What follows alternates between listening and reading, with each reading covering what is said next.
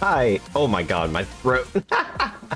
I'm still recovering a little bit from coughing. I mean, today I have a bit of a cough, but I'm like feeling well, but not, you know, I'm still coughing a little bit. I'm sorry. It's not as bad as it was.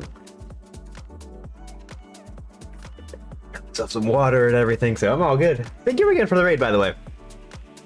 If you're playing Ring Racers, which is what it sounds like, hell yeah, that game's awesome. I need to get better at it.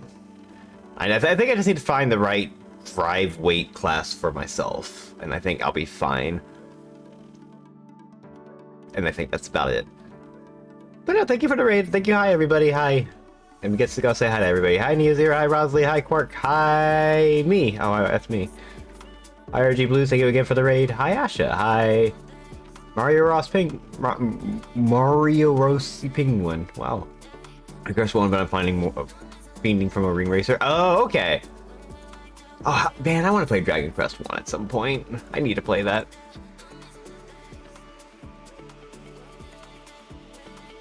Hi, Creditonia. Hi. Did I get somebody? No, not yet. Hi, Streetwise. Hi, S. Kennedy. Hi, Spirit Cells. Hi, hi, hi, hi.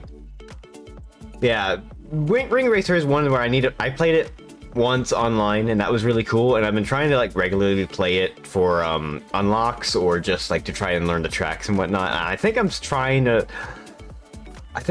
too hard to do drifting with a character class that doesn't really do well with drifting. I think that's what's going on. Like, I'm relying so much on drifting when I shouldn't be. And I think that's where my issue is arising. I'm playing it like other kart racers, where drifting is like a very powerful tool, and in this one it can be, but it's not as powerful as like Sonic All-Stars Racing Transformed. If you were to drift, like you could drift on like a straightaway, and that would be like super powerful. To get you a boost and everything. You could do that in Mario Kart as well, but like in Sonic All-Stars Racing Transform, like drifting was super powerful. I could drift like it was nothing in that game.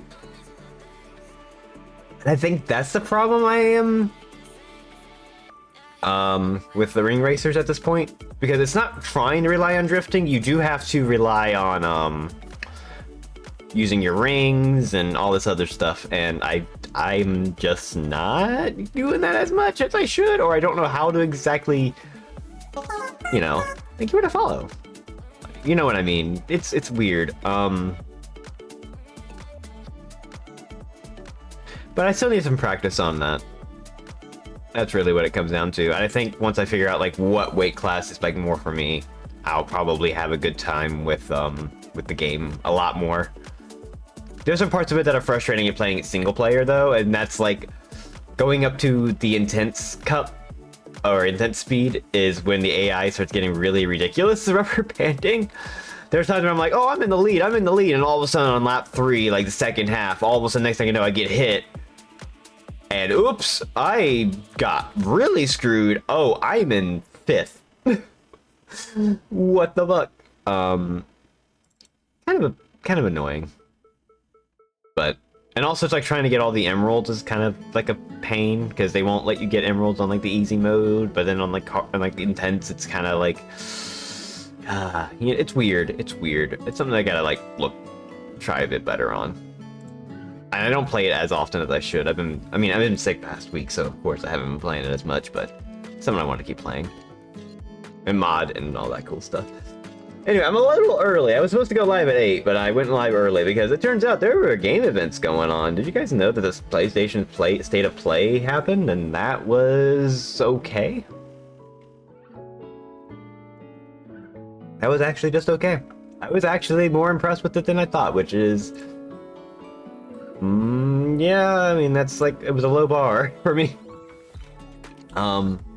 There was some stuff in there where I went, nope, don't care. It was God of War, it was the Until Dawn remake. Why are you remaking Until Dawn? Like, that came out not even like 10 years ago, stop it. And it was like one other game where, oh, Marvel Rivals, I was like, whatever on. Silent Hill 2 remake was like, oh, come on. As soon as it looked like it was like freaking Resident Evil 4, I was like, yeah, I don't care.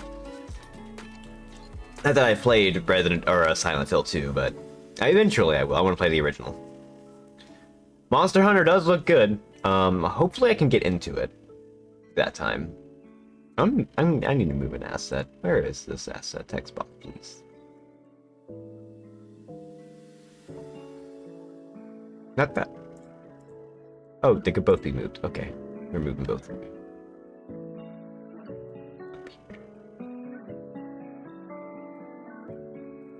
There we go. That's better.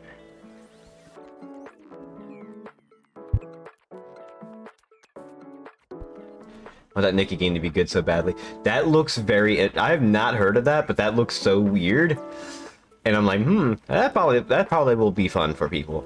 I think some of it that they showed up, like the first game, Concord, is definitely like an Overwatch kind of game, and I'm really not sure about how that's going to be. I mean, it's just kind of an Overwatch clone, and they're not trying to hide that. That's not a bad thing necessarily, but then they were also like at the end, they were like, oh yeah, every week we'll have like character cutscenes that actually express the characters and show off what they do outside, and it's like, you know, maybe they kind of know. That's kind of what TF2 almost did in a way,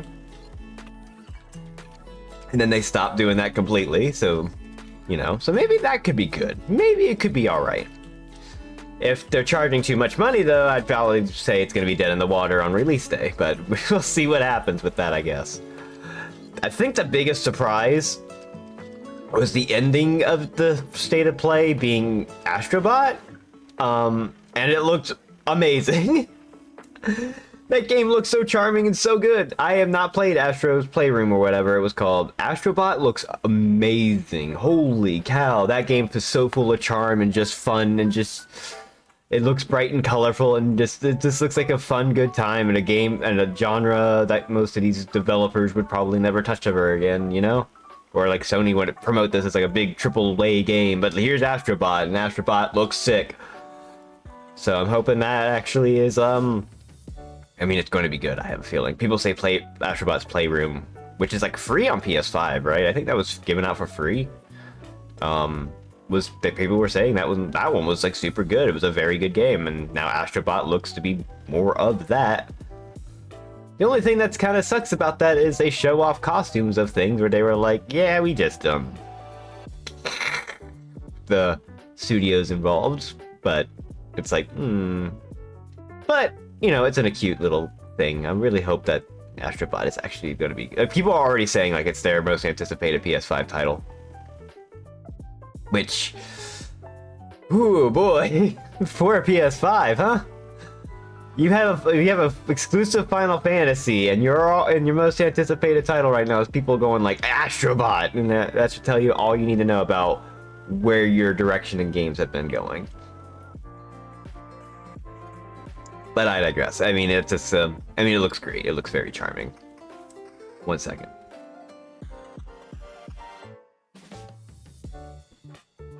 There was also a Marvelous presentation, although that one was kind of whatever. Like halfway through, they were like, okay, let's talk about a mobile game that's Japan only. And also, let's talk about arcade games, some of which are also Japan only. Also, let's talk about how we have a new crane system, where we're going to have the Story of Seasons cow plush, which also releases in July. Japan only. And it's like, It was kind of a weird presentation. They did announce a new Daemon X Machina, or something like that. But who knows? I mean, Marvelous just kind of did that. Kind of got overshadowed by State of Play, but I think State of Play was actually pretty decent. But if that's like their summer showcase, and that's I don't know if it would be up there as like the top 3 in terms of, for me, what like I'm excited for. Unfortunately, like anything PS5 related was kind of like whatever. But when it said PC, I'm like, okay, maybe. But then it turns out like, oh, they're like PSVR. I don't care about PSVR. I have an actual VR headset.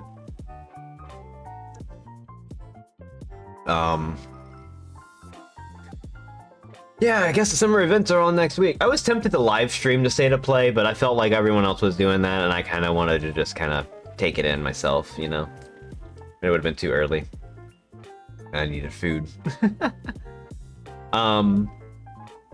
But yeah, I mean, it was not bad. It was not a bad. I think honestly, out of all the PlayStation stuff, I think that one was probably the one I probably liked the most out of the past few years. Where I was like, oh, there's actually some good stuff here. There's actually some decent stuff they're showing off. Cool. It wasn't like a lot of focus on indie games, but it was kind of, I didn't really mind in this case. Because we're going to get a bunch of that next week. Next week is like, you have like the Summer Games Fest, Day of the Devs, Guerrilla Collective, Wholesome Games, I think. All that's going to be like next week. So there's going to be a ton of stuff going on. I might try to live stream some of it if I have off on one of those days. We'll see. I might do like a rewatch of them if they're cool enough. It's fun to talk about. And if they show off indie game stuff, I'm definitely down to talk about that. I'm a little iffy on, let's take a look at the schedule. Summer Games Fest schedule.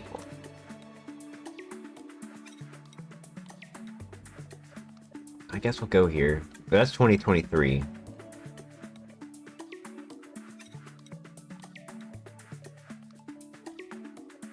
Let's do this one.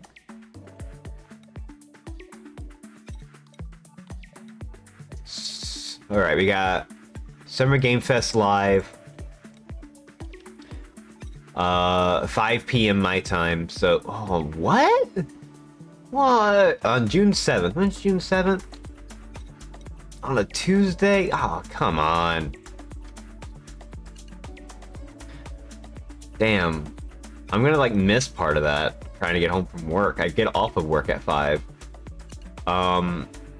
Oh, we got some stuff though. We got Day of the Dev straight after SGF Live, and then at 8 p.m. is the Devolver Direct. Hell yeah. Wholesome Games is gonna be on June 8th the next day. I'll be at work for that, so I can't broadcast that. Or Latin American Game Showcase. Well, that's a neat one. Future of Play, followed by Women-Led Games, followed by Futures Games Show.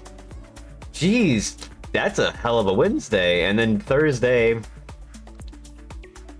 Xbox Black Ops 6 Direct. Who gives a shit? PC Gaming Show later on, Ubisoft Forward. And there's nothing about Nintendo yet.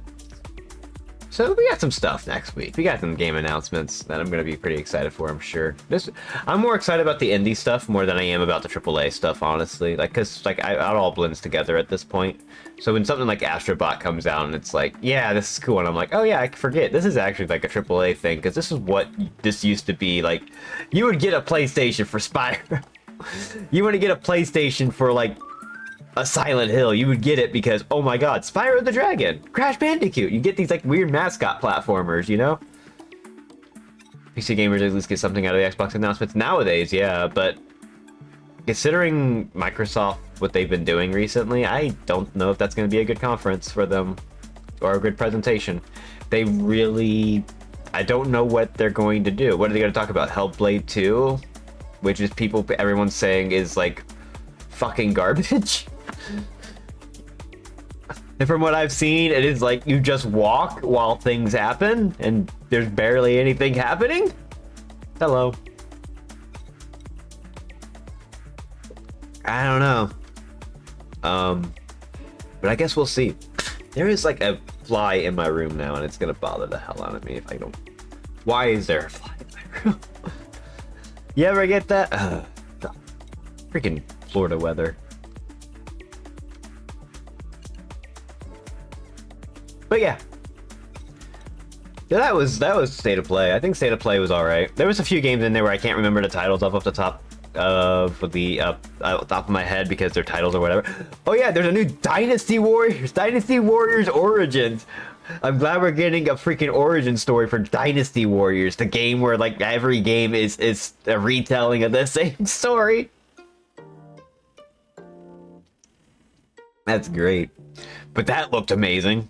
That actually looked kind of sick. Like, holy cow. Now that's how you use modern day technology. 1 second.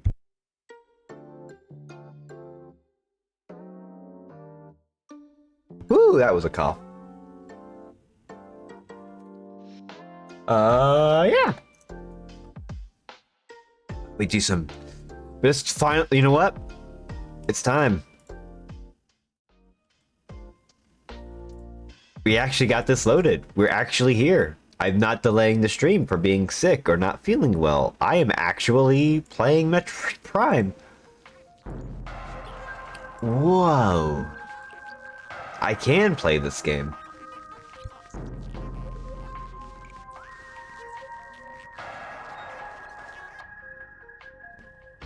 I've been wanting to replay this for a while.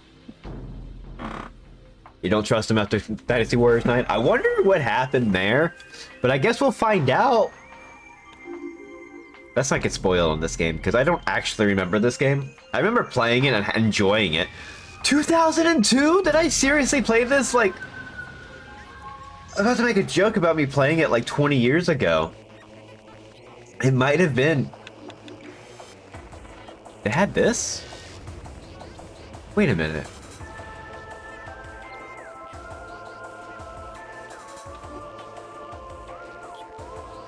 I never knew that. I guess I never looked at that. It is retro. I mean, in more ways than one. But it's also, like, I didn't realize it was 2002. I thought this was somehow, like, mid GameCube. Which I thought would probably, like, more like 2004, 2005. No, this is much more than that. Much earlier. They don't make them like this anymore. Oh, no, they do not. Like, with, like, the weird, like... Oh, it's so cool. Yeah, this is neat. How's the volume, by the way? It seems fine on my end. I had it turned down from Mario Party, but I think it's fine. They don't make it like they did. They don't make menus like this anymore. This is a cool looking menu. Visor opacity. Like, oh, sick. HUD lag on. HUD lag. Wow. And system on. I'll leave that on.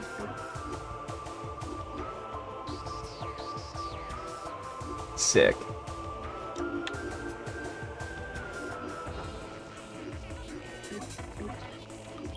Let's go. I only played this once, so I don't remember everything. I don't remember any secrets. I don't think I ever went for 100%. I don't know if I'm going to.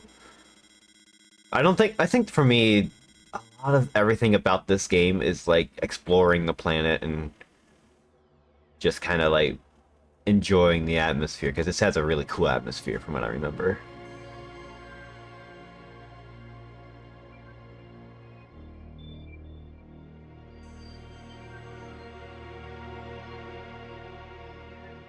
You play at least once a year. I could see that. I mean, the thing about Metroid games is that they're typically not too long, especially once you know where you're going. And I feel like this one is probably like a good length to like play it once a year. It's not like Super Metroid where you can be like, oh, I could play that like once a month and still beat it very quickly. Like, this one probably has a little bit more meat on its bones.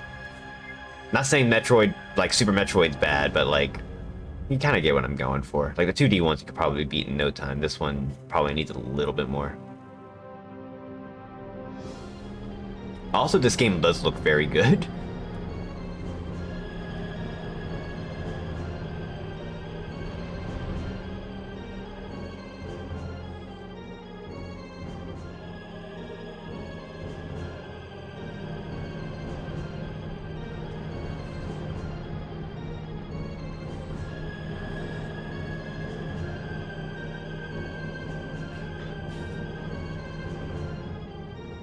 The remaster on the Switch? Really?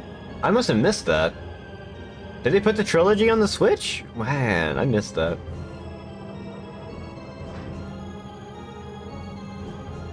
Just the first game? Oh, okay. This game still looks good as it is. There's a few bits of like weird texturing, but other than that, this still looks like super cool and neat. If I remember how to play. This one was a weird one because it's not like an FPS where you're like looking up, down, left, right. Unless you have like a mod. I'm sure there's like someone that already like modded the emulator to where you can do that, but I don't need to worry about that. I think replaying it this way is cool.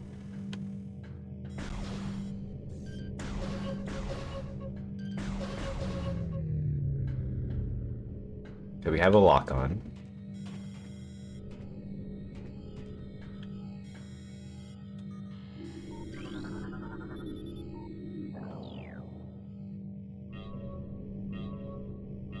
You think they're gonna do like a Prime 2? Which one was the one that was oh god, what is it? I'm thinking about it off the top of my head.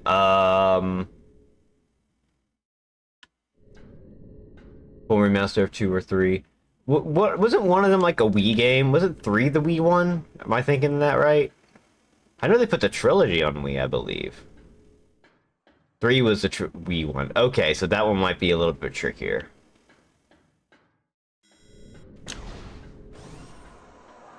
God, the effects here are so cool. Yeah, I think that's the problem I have with the Wii. Is just the force motion controls.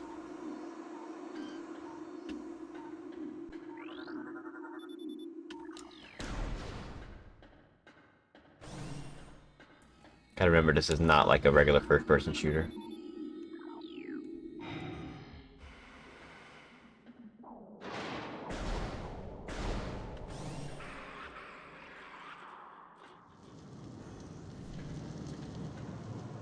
So fast time with moving super said we're slowing that shit down so everyone doesn't get motion sick in 3D is my theory. I mean, I don't mind that this is slower. This is kind of, like, it has a different feel.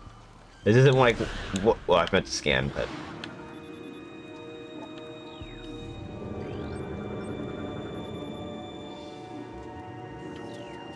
first person speed booster would be pretty funny. Yeah.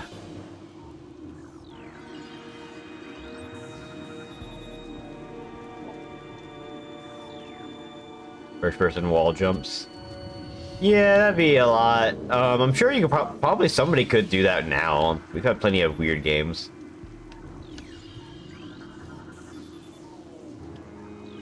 This is the Metroid Prime games are the ones where Phazon was like the big deal, right? Like this is where Phazon like originated in. Oh, you can do like screw attack in VR. I mean, VR chat has that kind of stuff.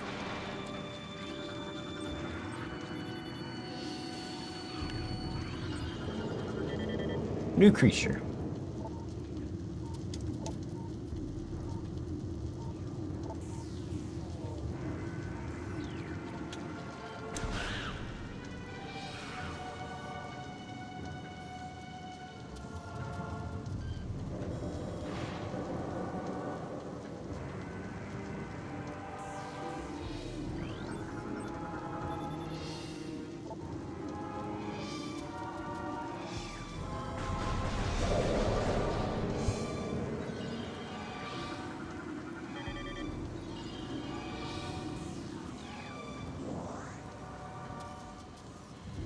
There's a lot of stuff to scan.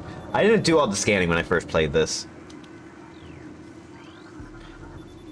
Pod launch coordinates, going to the research center. Oh, that's missiles.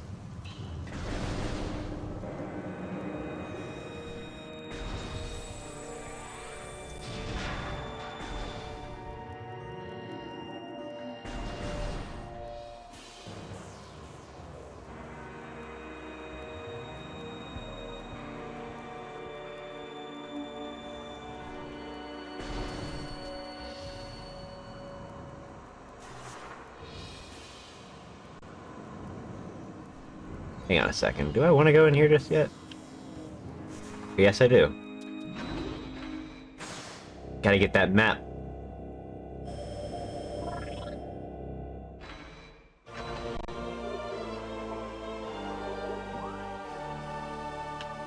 Cool map. Oh my god, this area is massive, actually. For like the starting area. I forgot about that. More to scan, holy. I mean, it's not, there's like line of dialogue. There's a lot of dialogue here for this.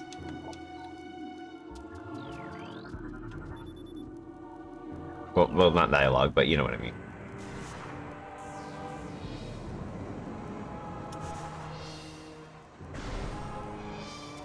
You attack a wall jumps, but it switched to third person. You can interpret and understand Metroid Prime, and that's why I personally love it. I mean, I can interpret it. We're facing towards that. We go down the thing, and yeah, I can see it. It might be more confusing during more open areas, but this game's kind of neat.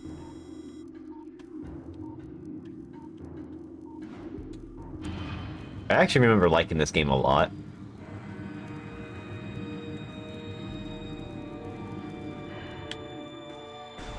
I feel like I still enjoy it.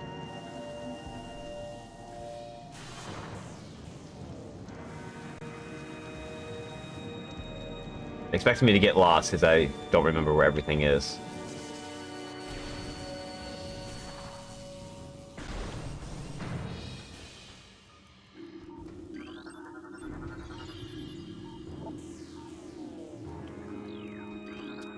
Oh my god.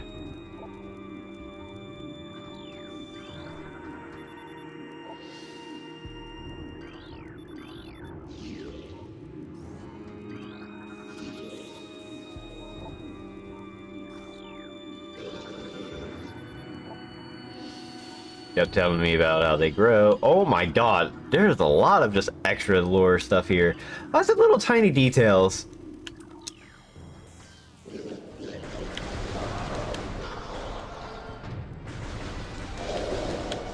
Probably should have scanned that enemy, but whatever. The space pirate, we know who they are.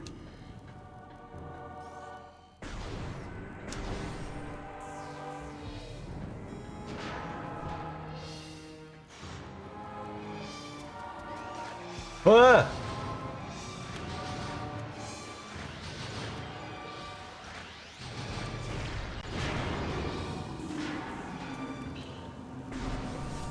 I gotta remember the controls a little bit. It's a little weird playing it on like an FPS where you're not like aiming with the right thumbstick. But it's cool, and either new pirate data.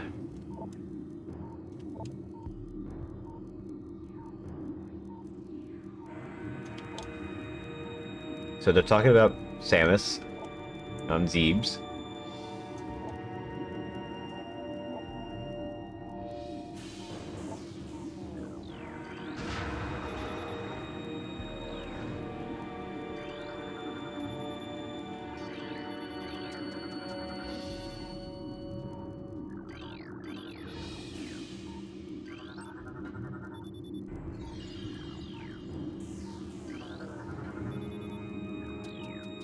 Oh my god, they just throw out a whole bunch of lore here, kind of.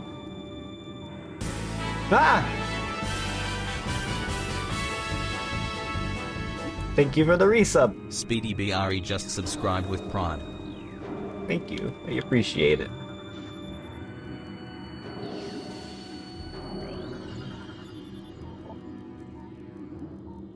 Yeah, everything that gets exposed to Phazon starts going ridiculous. Maybe.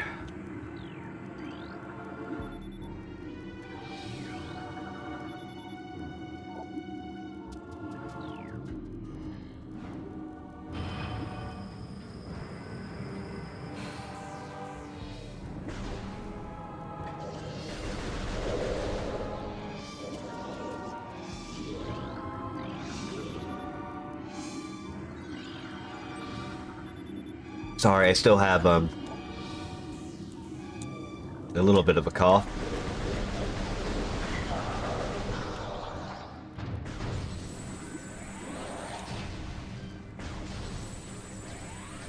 Hang on. You just seem normal. Minimal.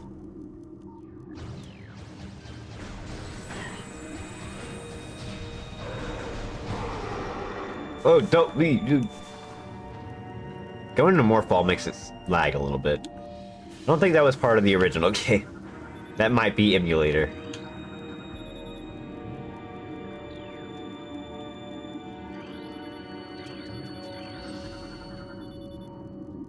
Big Bat. We'll learn all about these guys.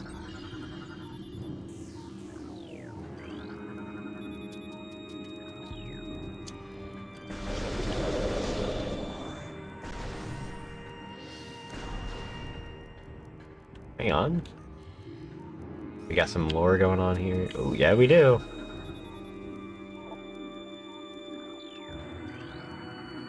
Sorry, I'm not reading these out today.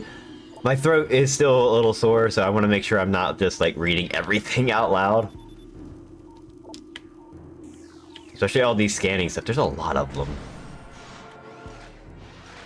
Oh, shit. Wrong button.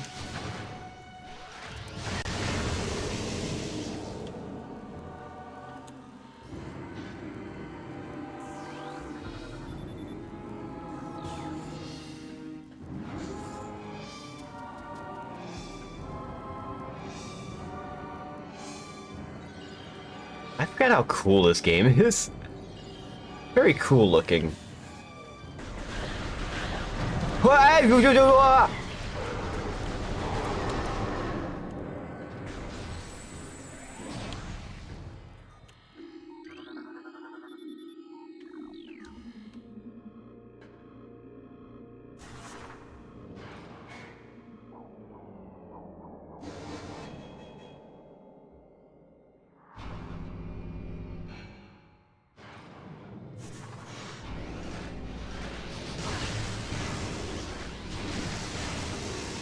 It's like there. Okay. Say it was like hold, and then I think it was like just press a button to do like quick. I forget. We'll figure it out. A lot of stuff to scan. Lacerations, partially eaten, cranial trauma. Struggle to get through the door.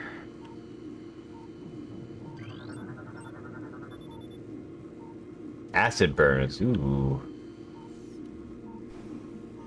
Wait, do we not? Oh, we want to go this way. This is a save room. Save, please.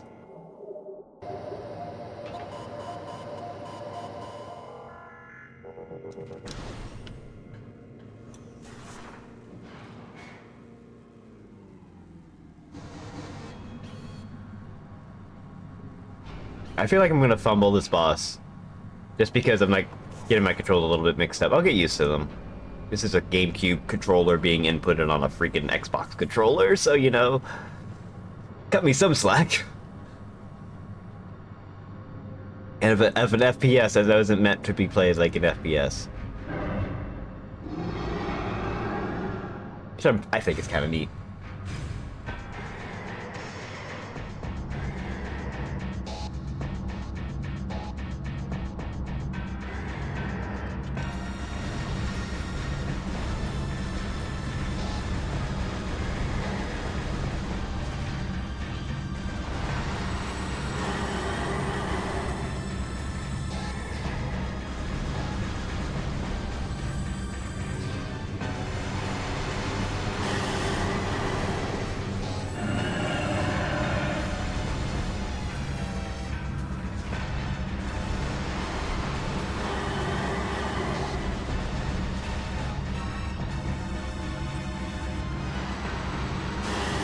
Ooh, I got hit by that, ooh.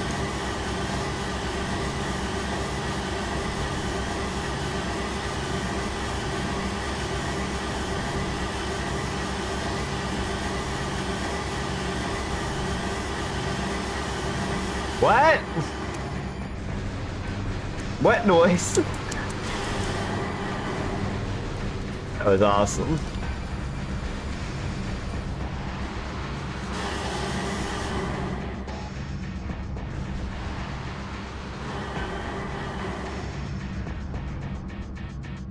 Oh, please, come on.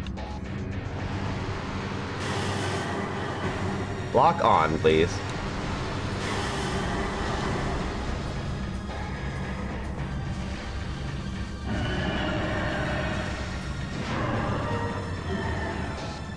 I don't think I ever scanned that boss the first time I played, because I never thought about scanning. But I guess scanning 100% is actually like a goal in mind. I think you probably do get something out of it at the end, if I remember right, but I'm not too worried about that, so...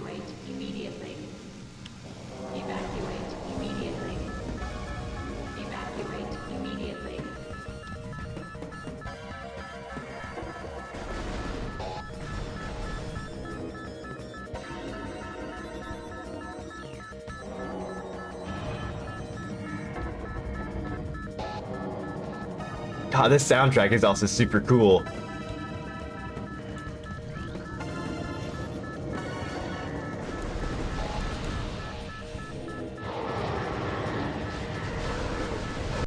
Whoa!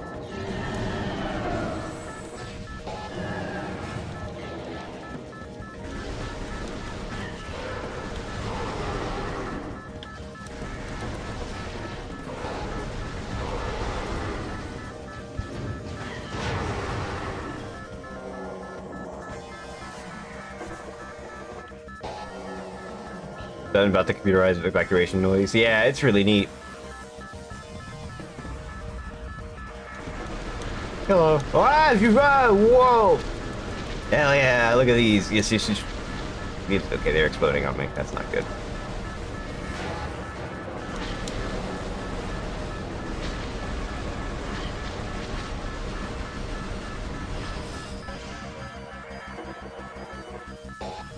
How goes? We just started.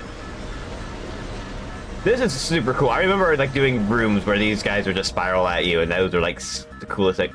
Also, I just realized that if you fire your gun or a beam a lot,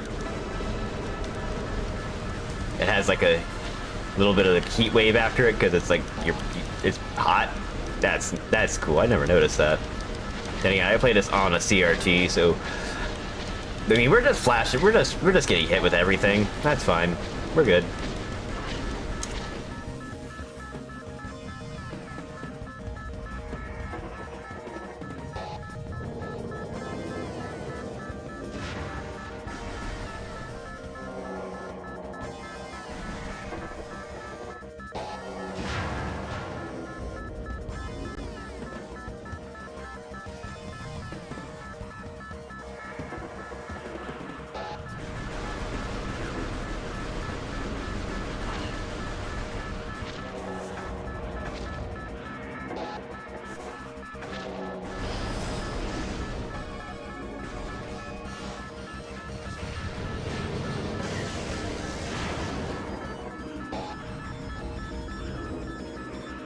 Or we just go through the door.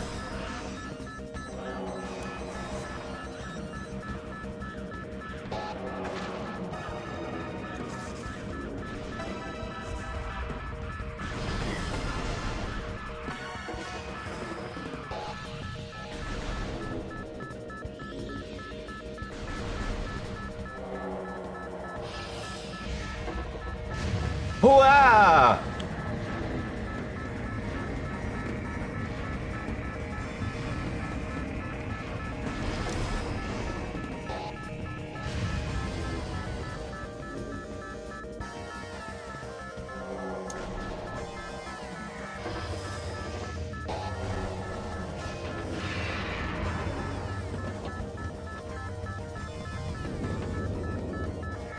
Oh, hi, Ridley.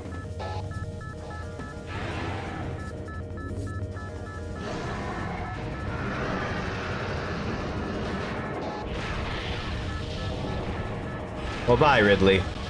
I'm sure we won't fight you today. Ah, nuts.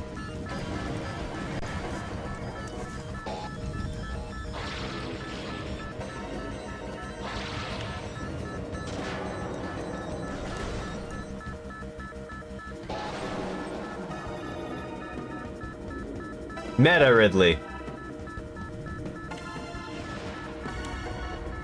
So they actually tell you it's Meta Ridley here. That's actually kind of a cool detail I don't think I ever got because this is my first Metroid game.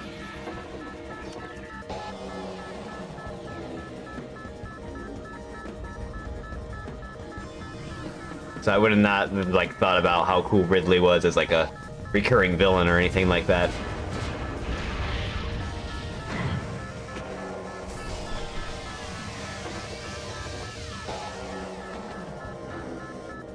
Well,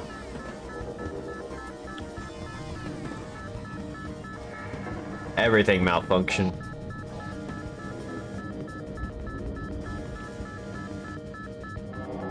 Had to find a way to get rid of all your power somehow.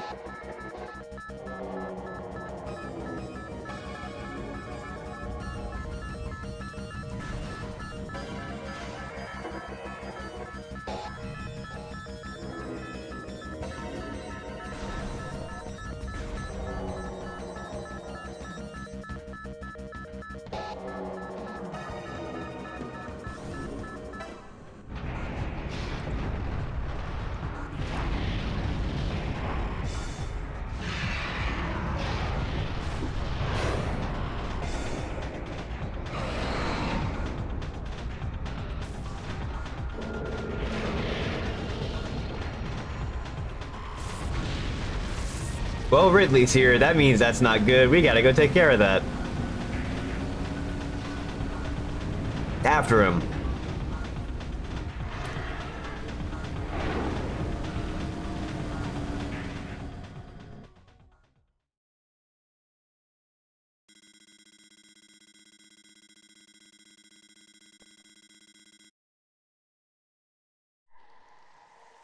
I can't do. I was about to do like a Ridley yell, and I just realized probably not a good idea. I'm feeling a bit better. There's still a bit of a cough, but I'm feeling fine. I'm feeling like good, just other than the cough and throat.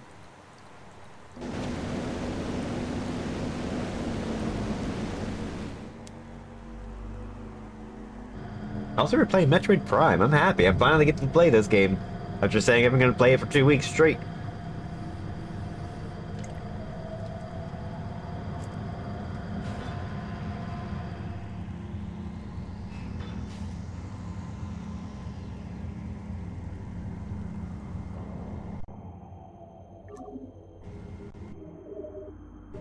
And we have landed.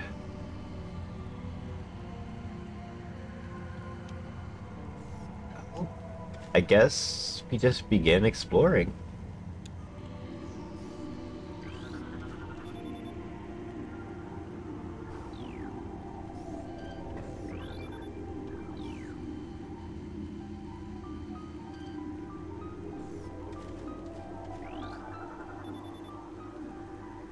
Hydervine.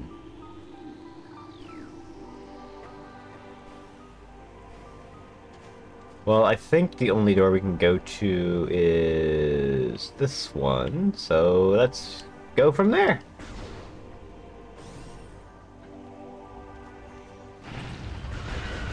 Hang on. Beetle. Burrowing insect with a resilient carapace. Extremely aggressive. No way. Insect's massive mouth enables it to tunnel through solid rock at high speeds. Above ground, beetles can cover short distance rapidly. They attack anything that moves near their lair. Okay, so it's like us.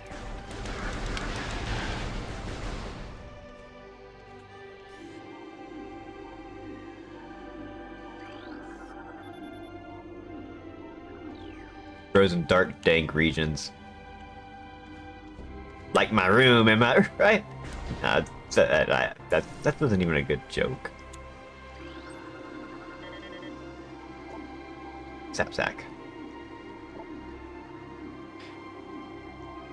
Because of its irresistible odor and sweet nectar, the sapsack was nearly eaten out of existence. The evolution of an explosive chemical sac saved it. Not only brave or ingenious creatures dare to devour it.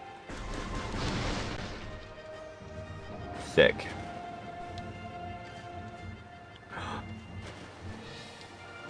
Yo, look at these guys. We know them. Zoomers.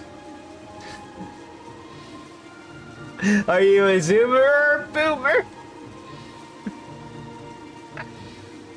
Anchors itself to walls and other surfaces. Avoid contact with spikes. A basic nerve center located directly with the zoomer's mandible detects nutrients. Sharp spines protect it from casual predators, but the lack of reinforced carapace makes the zoomer vulnerable to any indirect attacks.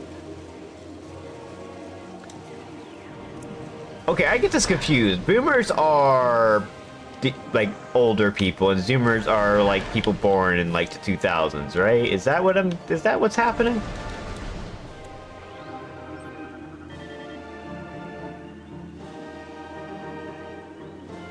Wall crawling mollusk.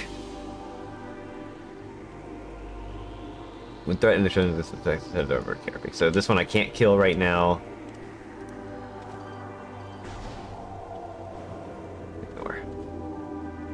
We were born at the end of World War II, Zoomers and millennials kids. Okay. Did that make me a millennial?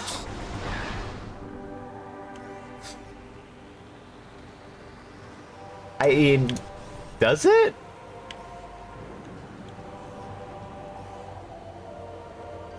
I don't think it does, because I was born before the 90s. I'm old. Definitely a millennial. Okay, got it.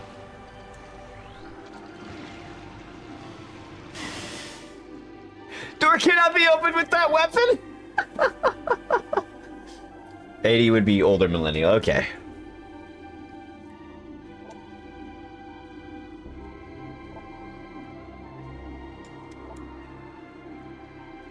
Spore ejection from the stigma at the center of the flower is sufficient to kill its creature if they exploded. Okay.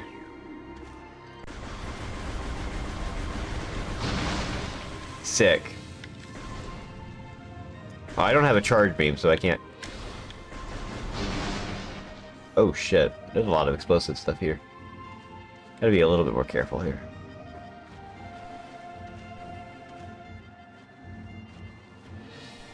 Uh-oh. Go in the water.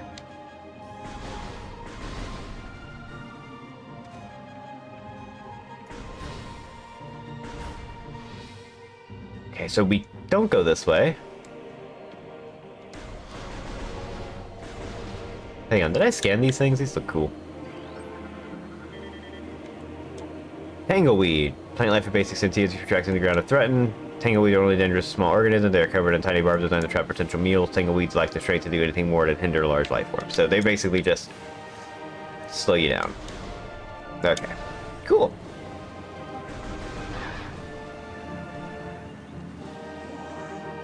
I came from there, so I need to continue that way? Yes. No, I came from there, so that's a different door. I'm sorry, I'm gonna get a little lost here.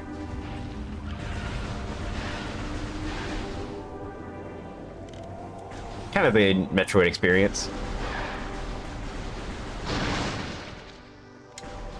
Of course, now I have the knowledge that I have played a Metroid game other than this, so I actually could probably understand this game a lot more.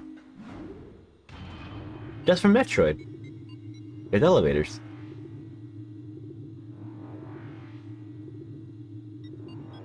This game is so cool looking. Like, there's parts of it where you can tell it's still a GameCube game, but it still looks very good for this.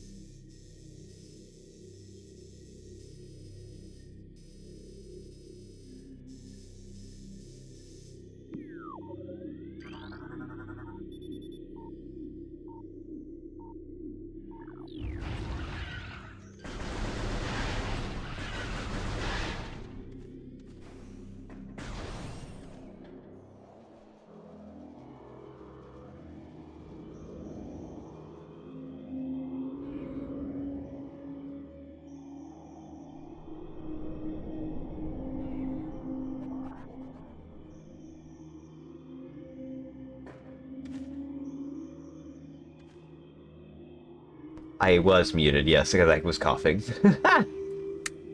Thank you, I'm sorry. I forgot that this was called the Chozo Ruins.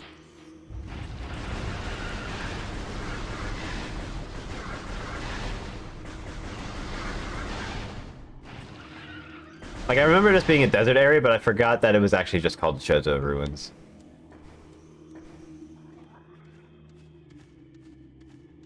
Sorry, I was coughing during that thing, and I just needed a... I'm making sure I'm not coughing while I'm live. Like, I feel like coughing... Like, sneezing, it's whatever. Sneezing can happen, but coughing, I feel like it's something where I feel it coming and I can just stop it, you know? Especially if I'm doing it a lot. Oh, hello. Creature. Scan. No, I want... Scan the creatures. Scarab. Surrounding parasites that can embed their bodies in solid rock. Scarabs think nothing of sacrificing themselves for the safety of their swarm. When a hostile life form is sighted, they block its progress by embedding themselves in the floor and walls. Embedded scarabs violently self-destruct when threatened. I see. We can't go this way.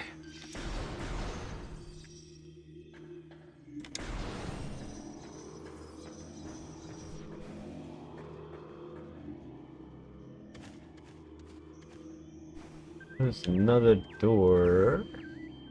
Oh. That's either an E-tank or a reserve tank.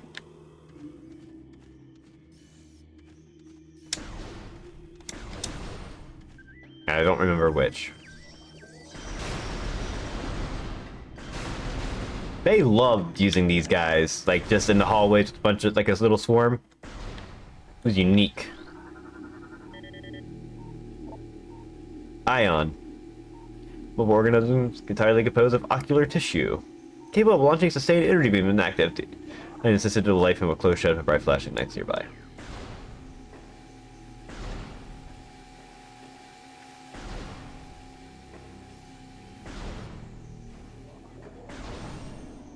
That's me when I wake up.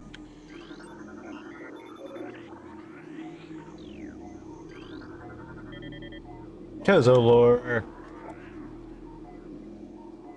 We Chozo are departing now, after so many years in peaceful seclusion here on Talon 4. When we came, this place was a refuge for our spirits, a civilization built from native materials, bereft of the trappings of our technology. We were linked to the land here, kindred to the plants and animals, far away from the machines we had become so dependent on. And so we leave it now, pristine, a testament to the mortal forms we no longer need. We have drawn the veils of time and space aside and are withdrawing beyond the illusion. But we will never forget this, the most sacred of our homes, and we will remain ever watchful.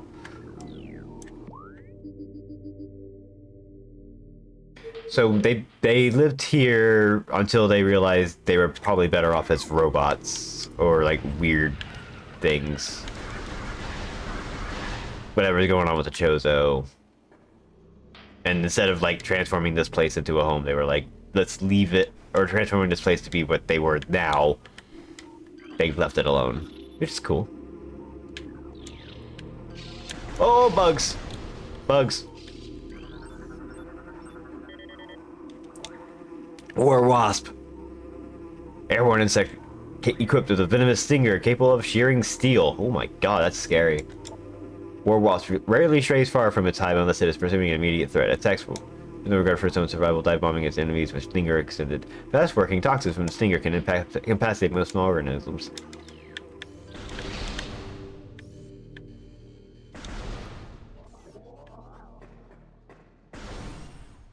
I need to go to the save room first.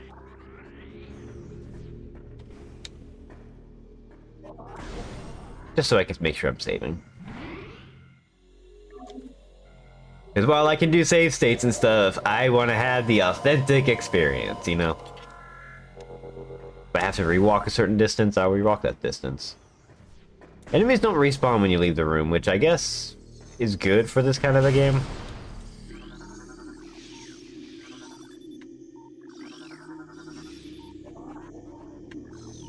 Chozo.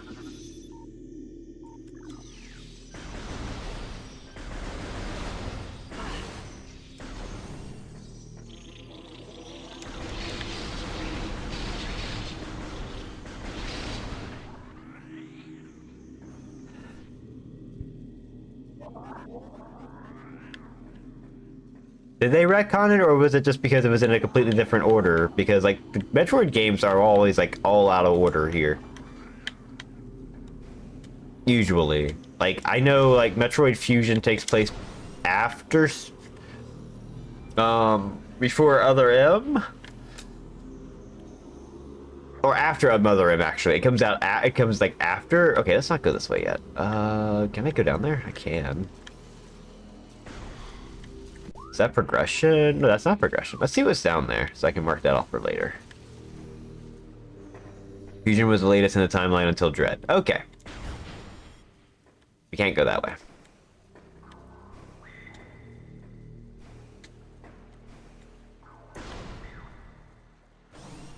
So I have no idea about if they retconned or not, because Metroid Fusion did not touch on Chozo too much. If at all. Plasmite, small insect capable of storing and releasing thermal energy. Plasmites are attracted to sources of heat, thriving on the energy present there. They emit light when hunting and will expel small bursts of thermal energy when threatened. That's pretty hot.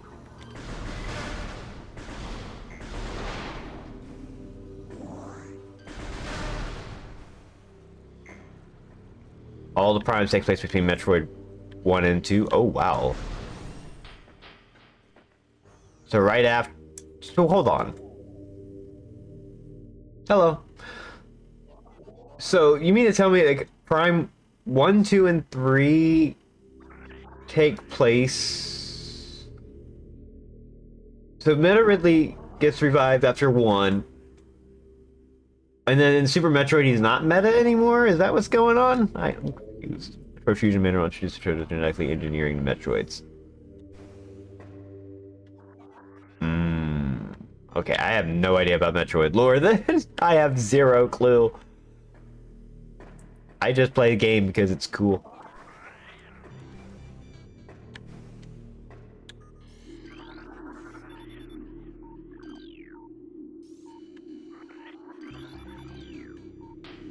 I want to scan the missile factories.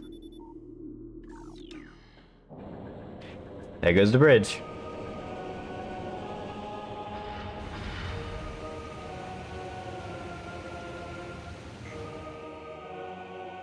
Okay. Hello.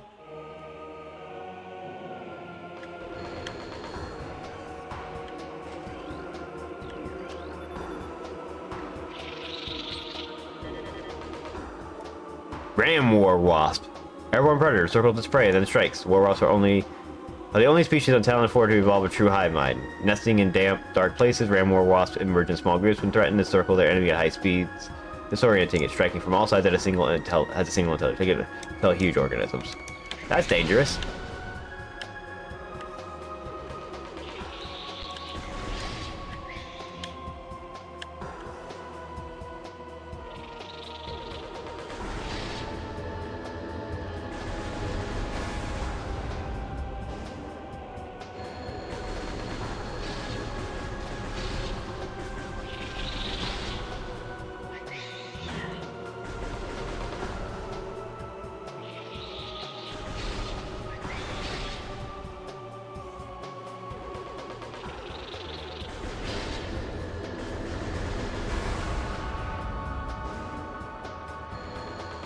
If they wanted to place in a timeline where all the Metroids hadn't been eradicated by Samus already. Okay, that kind of makes sense, I guess.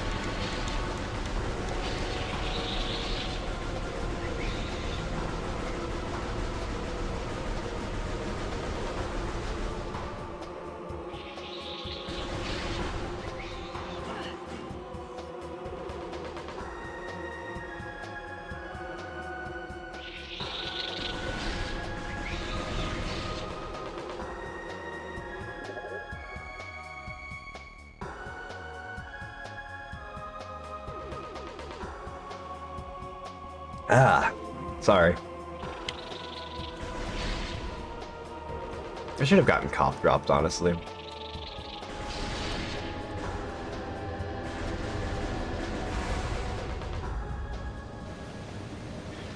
it really doesn't care about the lore in their games. I mean, at a point they didn't. At a point they were just kind of like, oh, everything like, you know, Zelda kind of happened on its own, and that was cool and that was fine. And now like Zelda has like a continued timeline. Because now they do care.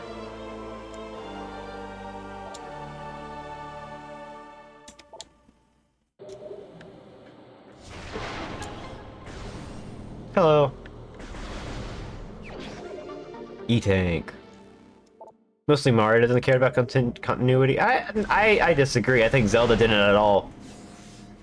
Zelda had zero care about there being continuity, which is why you had games like Majora's Mask and, you know, Link's Awakening, stuff like that. I can't go this way. Like, I had all these games that kind of were just on its own, and then so it perfectly doesn't have any continuity. Purposely, yeah. But I think now there's just direct sequels now. Like Breath of the Wild, I think Breath of the Wild, Tears of the Kingdom, and then there was also the spin-off game that also was, you know, the Breath of the Wild Hyrule Warriors, which I think took place like before the events of Breath of the Wild, way before the events of Breath of the Wild. Age of Calamity, yeah, it was like when that happened. We got missiles.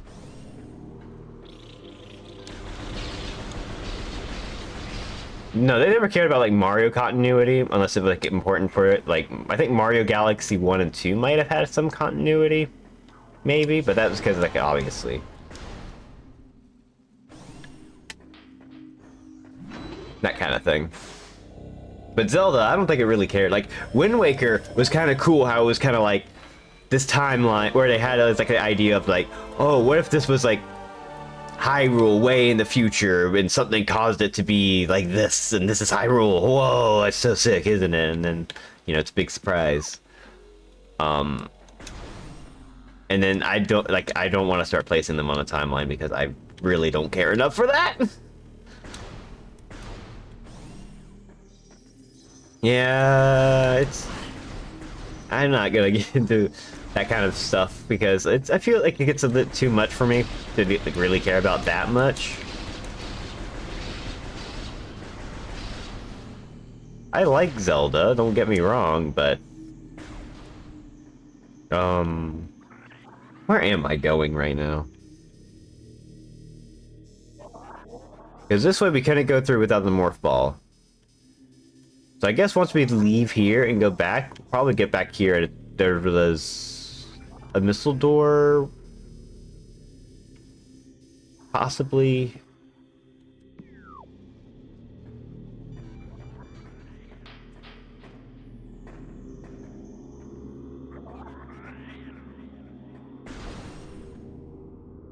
We cared about like on in the opposite way the intent to establish it. Yeah, I guess. I don't know.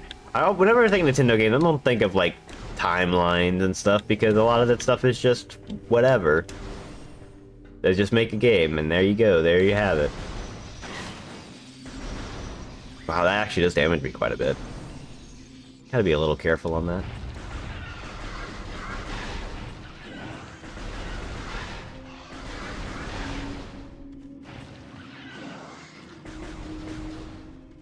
I heard you. Where'd you go?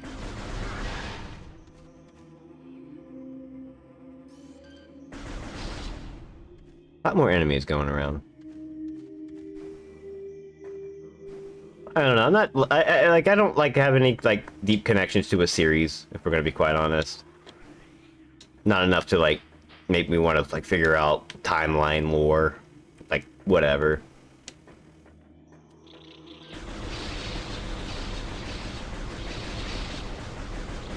Maybe if it was, I don't know. I don't know. It's complicated. At least for Nintendo stuff. I think this was because we needed a morph ball and we don't have that, so we gotta go elsewhere.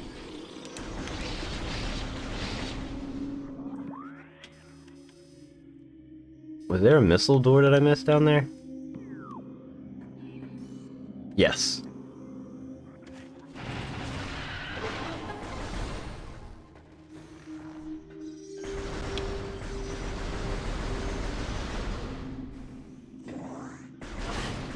I'm not against the idea of there being like a timeline or whatever, because I get, you know what, you know what's fun?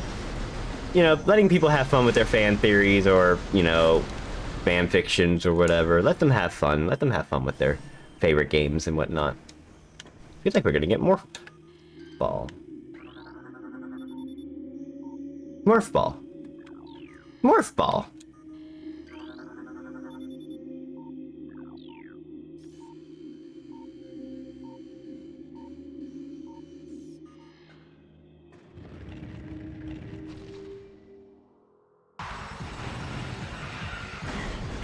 Oh, jeez.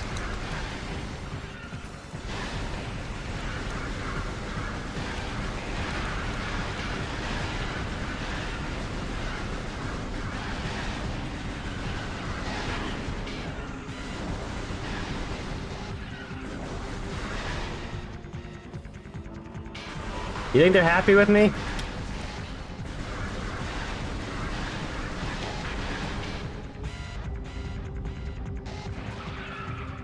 Whoa, big beetle. Okay, I remember these guys. These guys were vicious.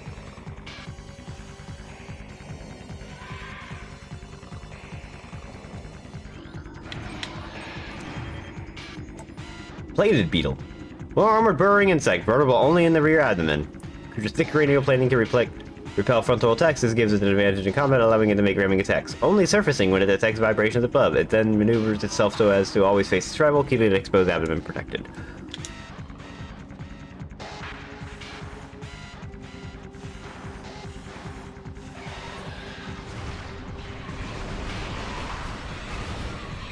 Dead.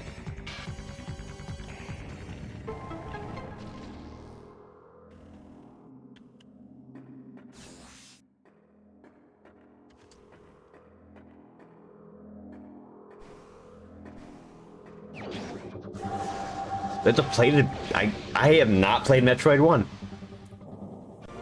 Oh, okay, hold on. Yeah, you said Prime 1. You defeat the plated beetle in a boss in Prime 1. It is activated a script object named Butt Exploder. You know what? That's pretty good.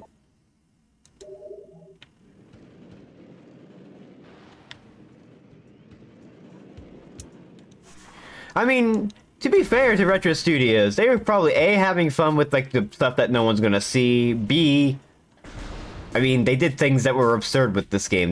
Wasn't this the game where they had to like, because of overheating and testing, they had to like put a GameCube in the freezer and then pull it out and then quickly try to debug why it was overheating?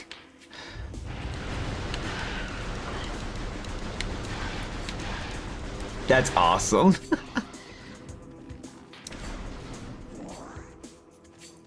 That's such a funny idea to do that. We can do a few things. So we're gonna, is the vibration still there? 1 second.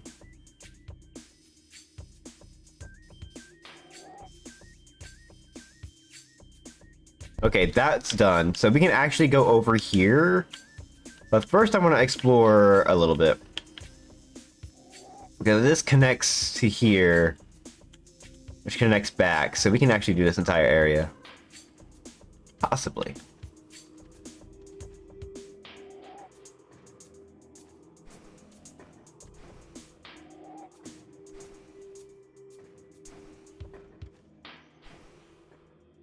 I'm getting on someone's case for saying butt exploder. I mean, that makes sense. It's funny. It's sort of like that would probably be like an achievement name.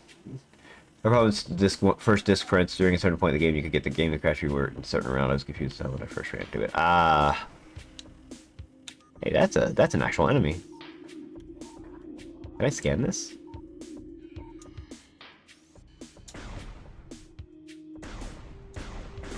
I guess not.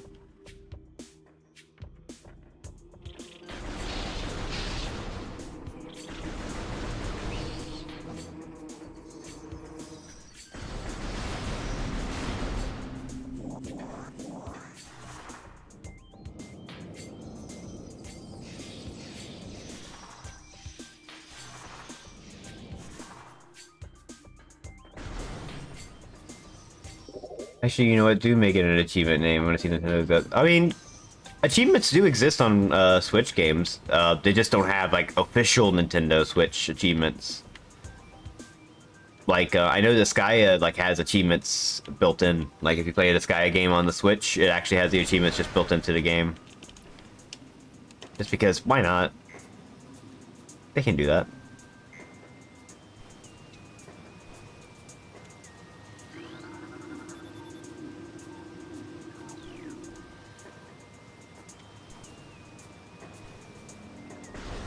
There's another door in here? Wow, okay, we'll go back over there.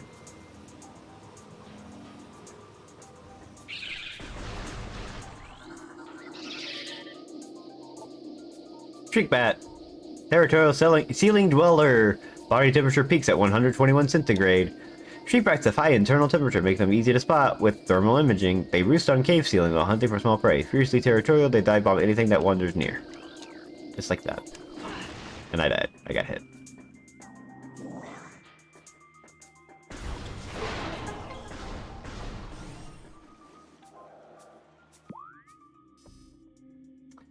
Okay, so I don't think I can go into that room just yet. I probably could, but it looks like I might need more fall bombs because of that square room. So I'm going to ignore that for now. Oops.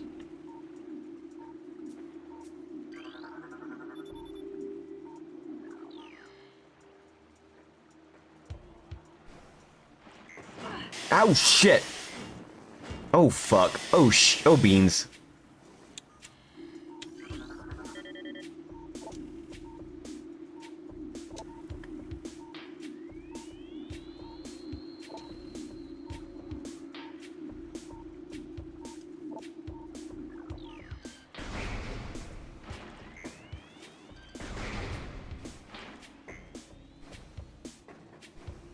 I want that rune.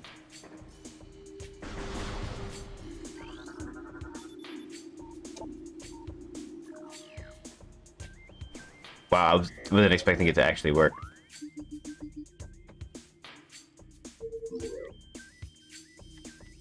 Okay, we're going the right way.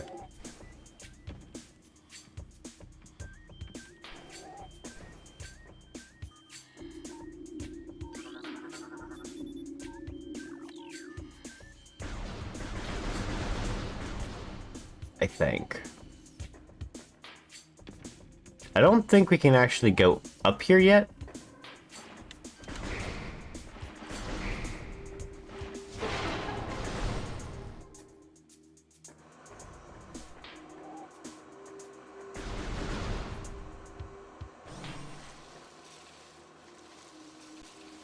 Has anybody ever done achievement hunting on, like, video games? I have done it a few times. There was a time I was trying to do that for certain games on Steam.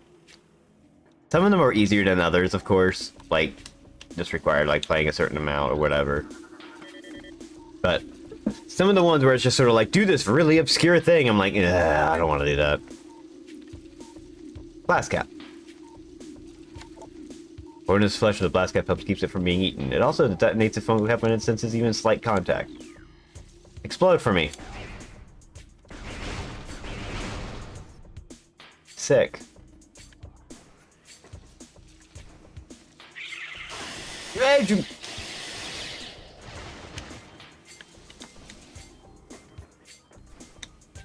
I was trying to jump over the mushroom. You can't jump over the mushroom.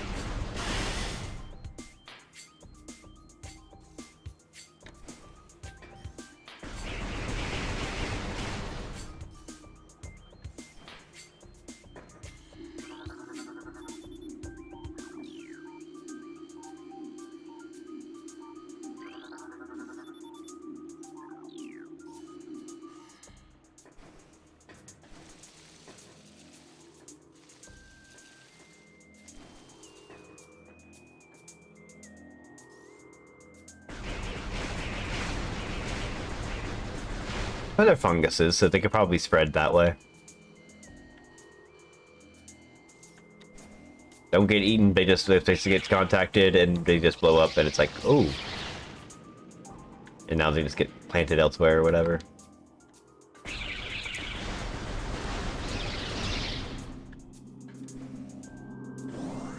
Jumping is a little strange. It works, it's just strange looking. Did I? Hang on. Oh my god, there's a save room. There's a save. I should save.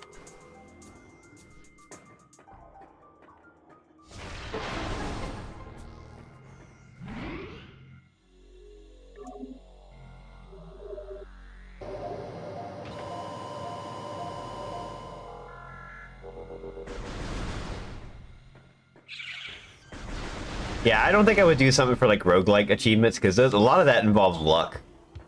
I want to say it was Smite who did achievement hunting on FTL, and he needed the achievement for like an NPC to join his ship, a very specific one. I think it was Slocknog was his name, and did run after run after run after run, specifically trying to bait him out.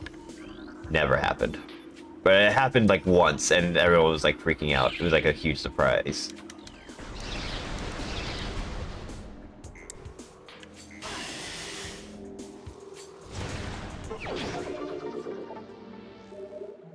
Sick. Cool mushroom.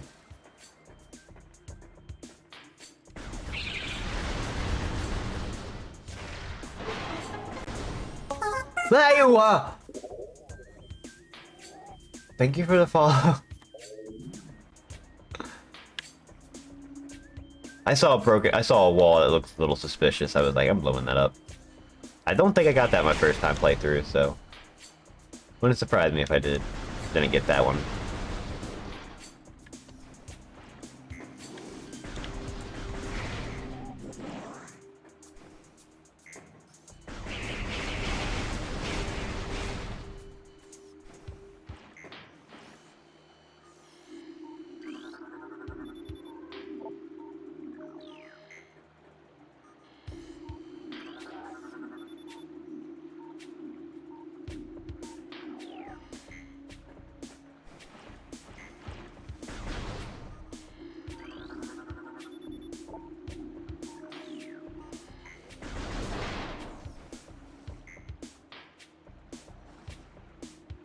Okay, I don't need to actually be down here, but...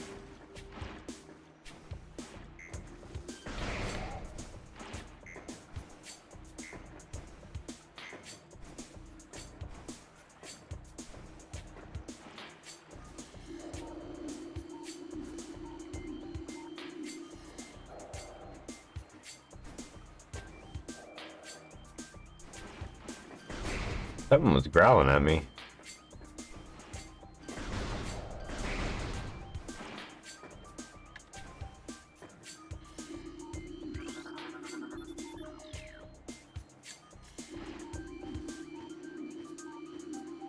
I'm missing one.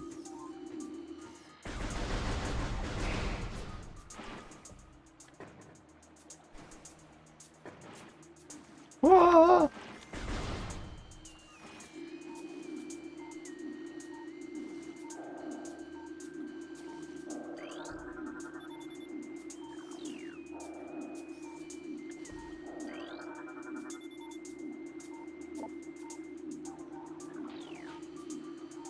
I am missing one.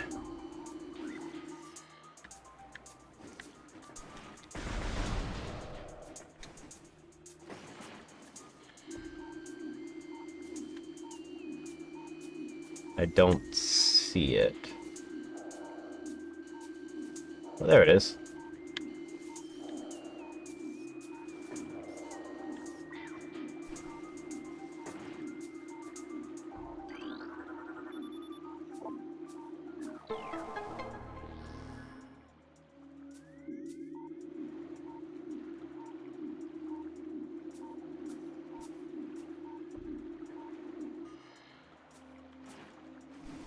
Yeah, I mean, I guess I could see if you're like someone who played Metroid and you're like know what's suspicious in like a 2D environment, but then you jump into a 3D one, you're like not thinking properly because like everything here looks cracked. So why would this one wall that is cracked be suspicious?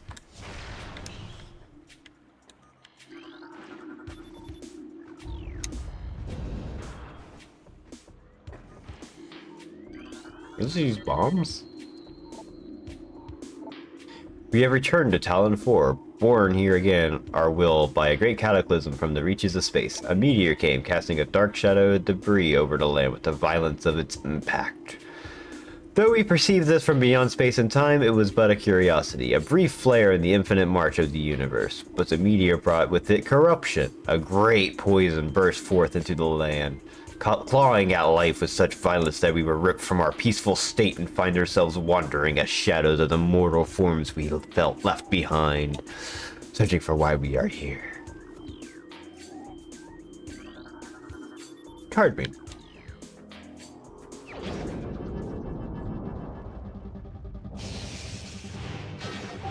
People are absolutely dunking on them to make a first-person game. Of course! Nintendo fans are nuts. Change the formula? Fuck you.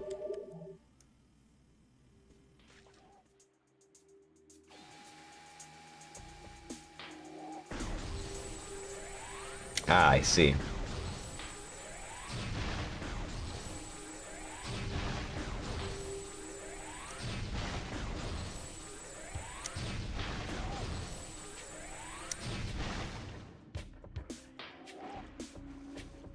Wait, how do I... Okay.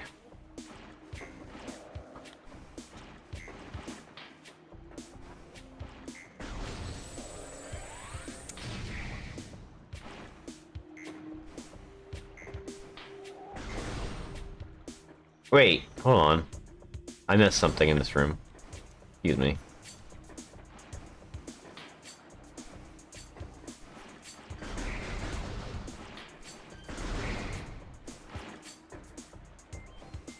Yet I know the eyes are bad.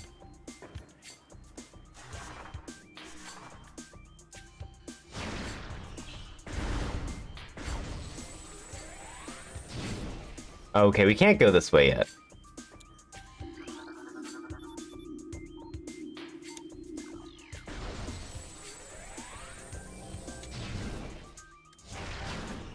Yeah, we gotta come back there later.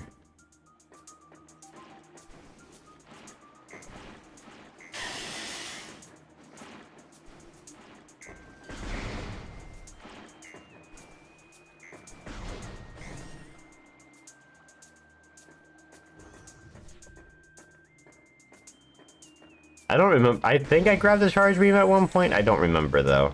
Again, I only played this once. And that was back probably in like 2003. So we're talking like 20 years ago I played this. I don't remember a damn thing.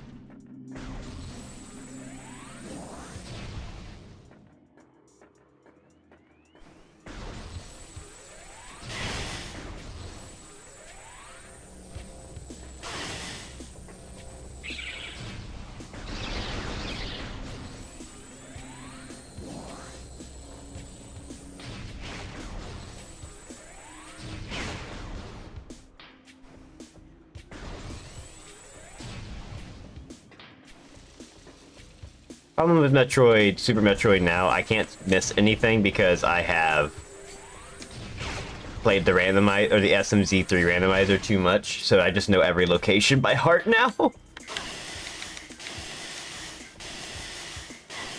Ugh, okay. So there'd be like no location I could skip. I would just know, hey, I have this item, I can do all these checks.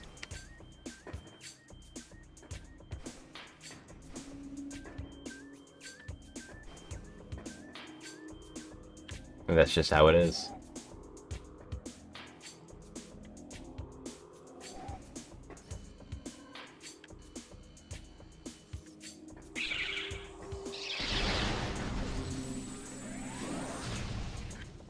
Oh, hang on.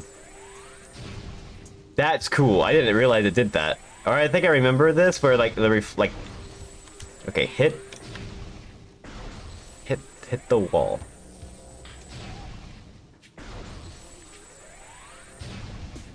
You kind of, I guess, you can kind of see the reflection of Samus through the visor. That's so neat.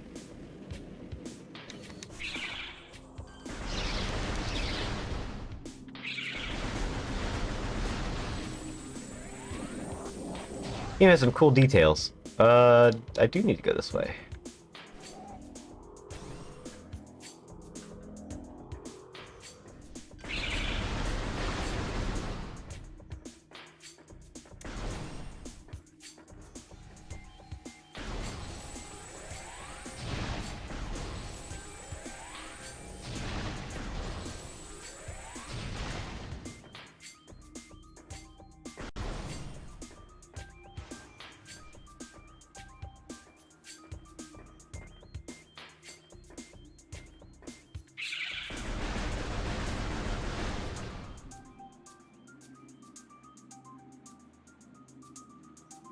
I think it's really cool that they were like, okay, so we need like a effect for when you get hit. It's gonna be static.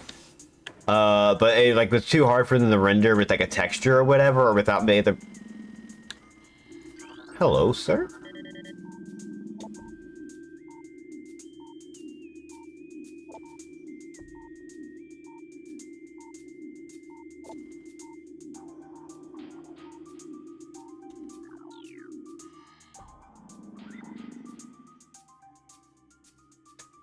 Rotund.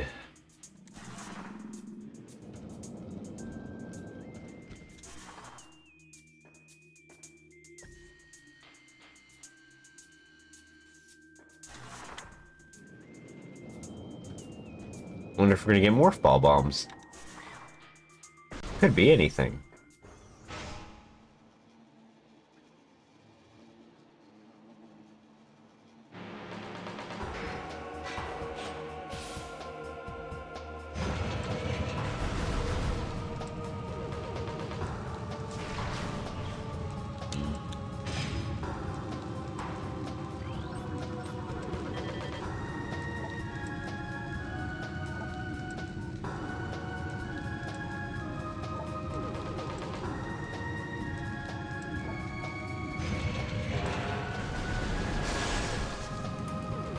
Oh, and now that's gonna agitate the bees.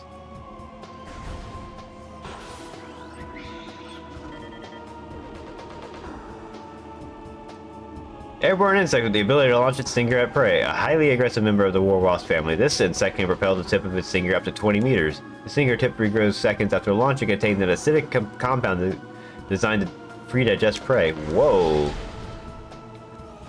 Cool bugs.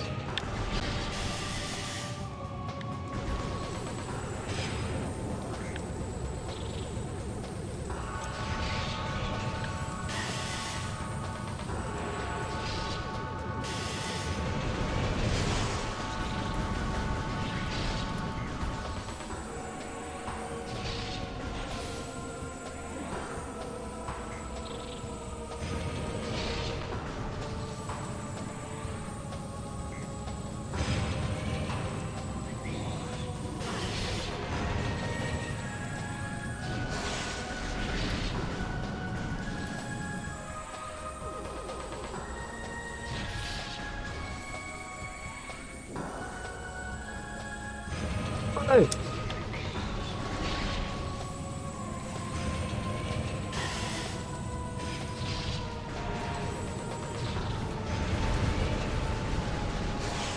There we go.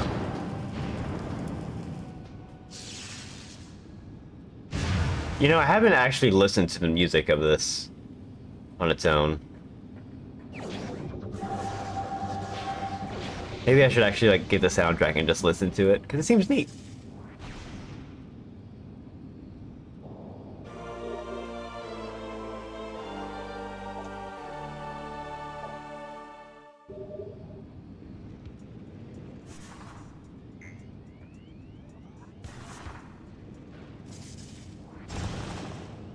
This is a really cool soundtrack. It's kind of like, it has that Metroid feel, but it also feels like it's something on its own, and I think that's what I really like about it. And I'm not like super big on Metroid music like everyone else is, but there's something about this that's kind of neat.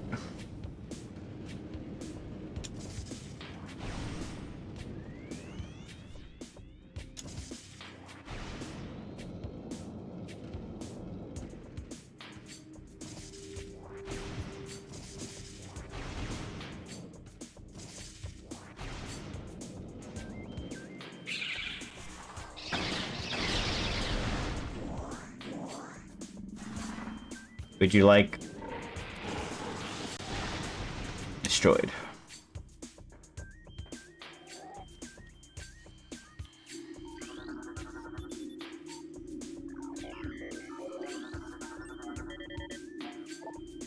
Standard morph ball slot. This slot is active. Inserting the morph ball and detonating a bomb usually would cause these slots to send electrical impulses that can activate the device. That's cool. Energy spike detected.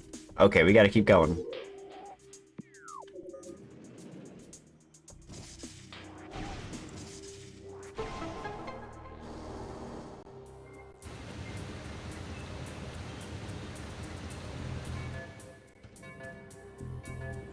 Oh shit, it's on timer.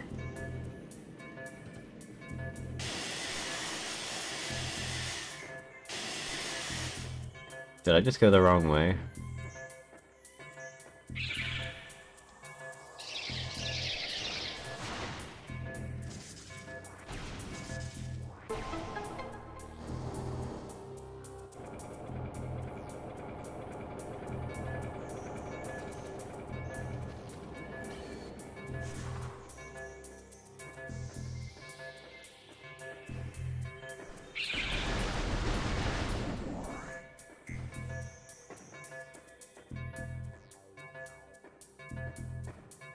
Press jump.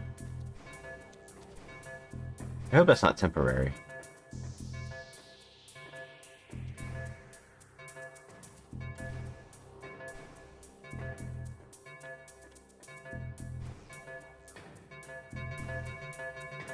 Okay, it's temporary.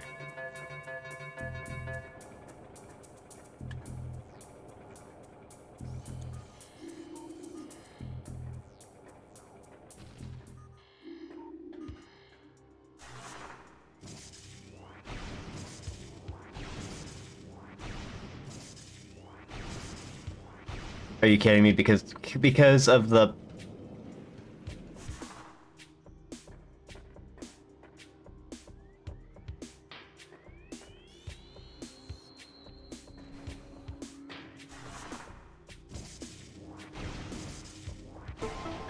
Alright. At least it's not gonna reflood itself.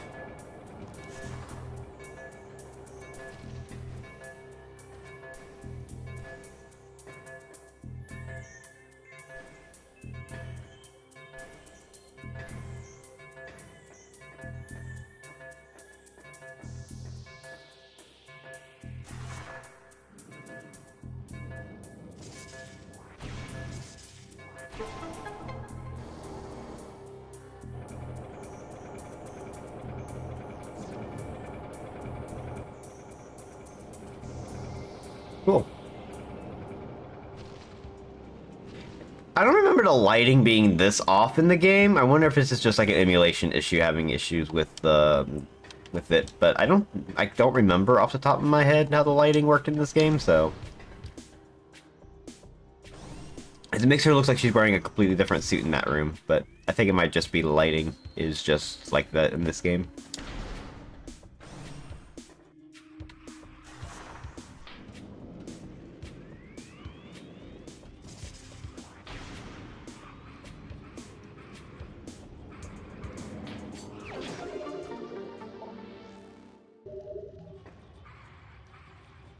Cool. Is that the energy reading you wanted me to check out? I don't think I have magnet ball unless it actually just works automatically. Yeah, I thought so.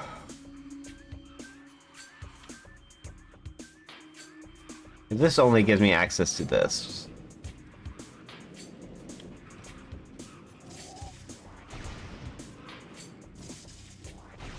Which I guess was what the energy reading was about. So we can move on. Yeah, there's not even like a doorway in there. That's just all extra stuff it looks like. I'll be back.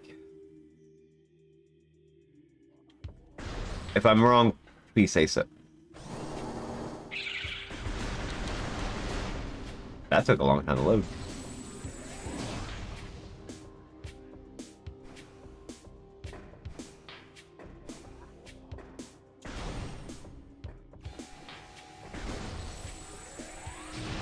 Wait, hold on.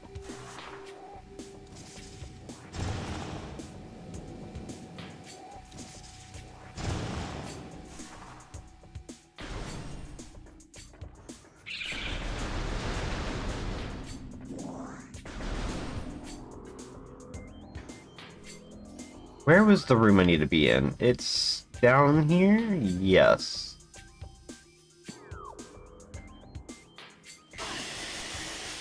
Not in there, not in the pit. Hi, mushroom, bye, mushroom. No, I'm good.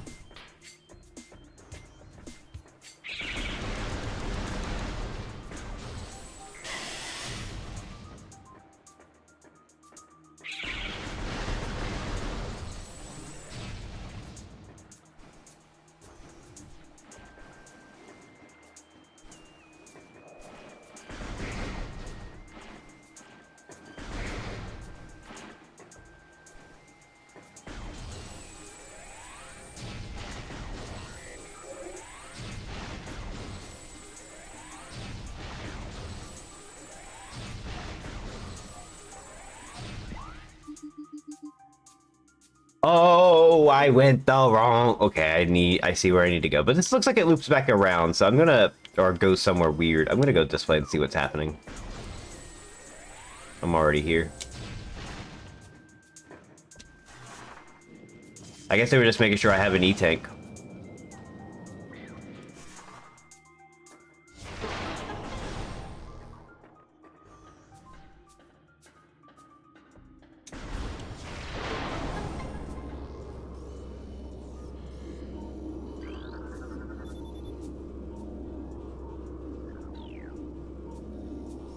And we need Spider Ball to get through anywhere in here.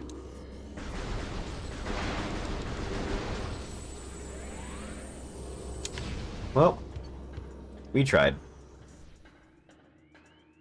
Hey Chris, how's it going?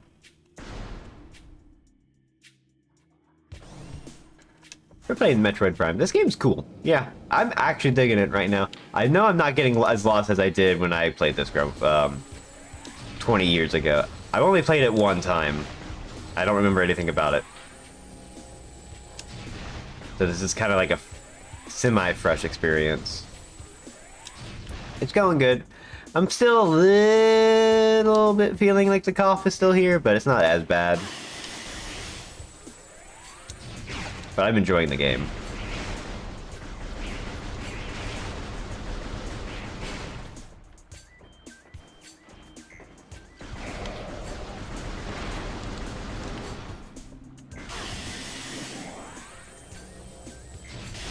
Ow, what the oh, there was mushrooms on there, weren't there? Walk right onto them, of course.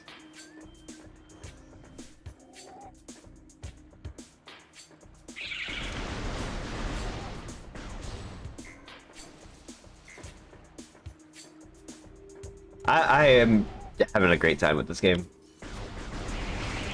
I'm glad I'm not doing like an FPS control thing, because I think it would probably make this a little too easy. One sec.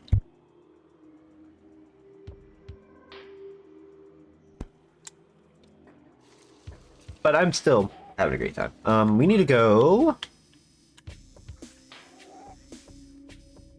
I think...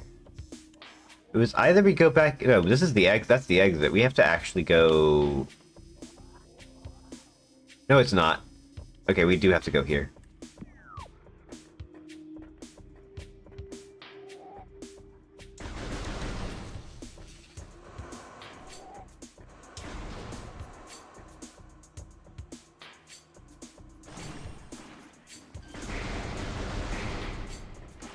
Because we have to activate runes, and the only way to activate the runes is going through with the Morph Ball. Which was right here.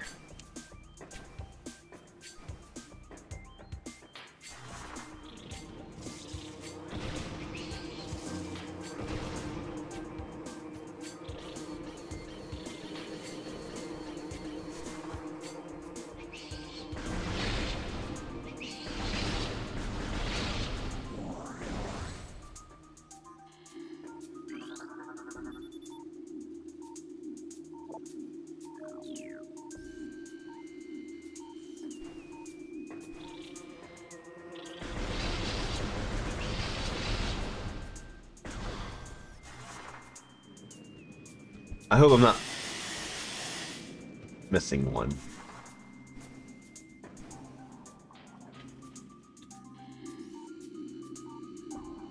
On the way up here, I should say.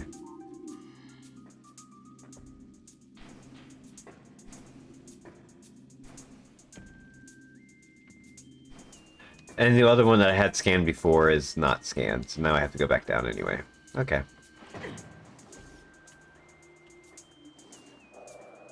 Cool.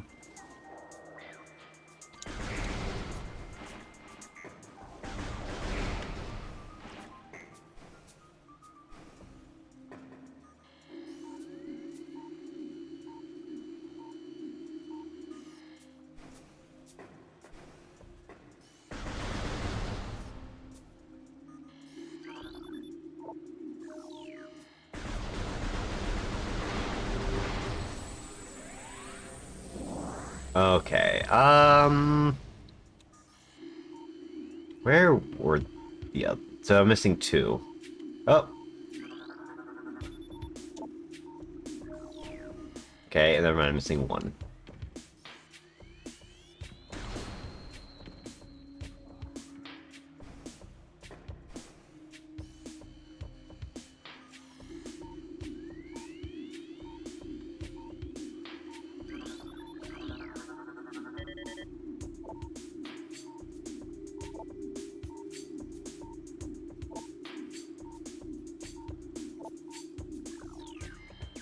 Wasps! Wasps are scary. I don't think really like dealing with wasps. Bees I'm fine with. Wasp, I'd rather not. No, hey, there was that one. I already activated that one. Okay, so we're just missing the one.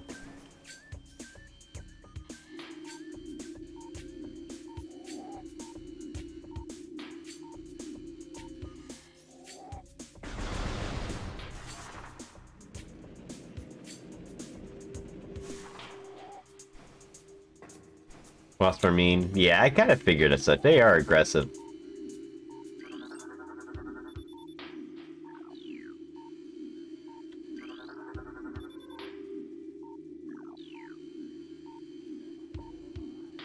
Oh, it's right there.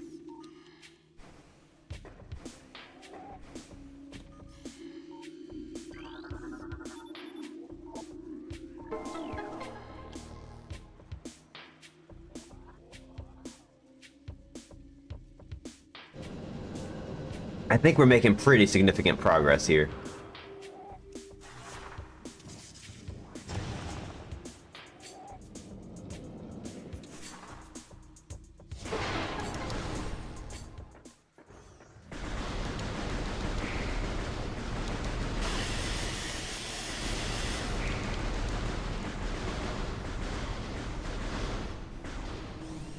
Ooh.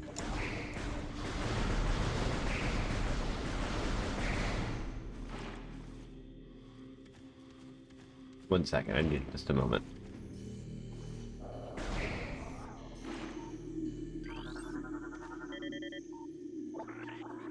Venom weed.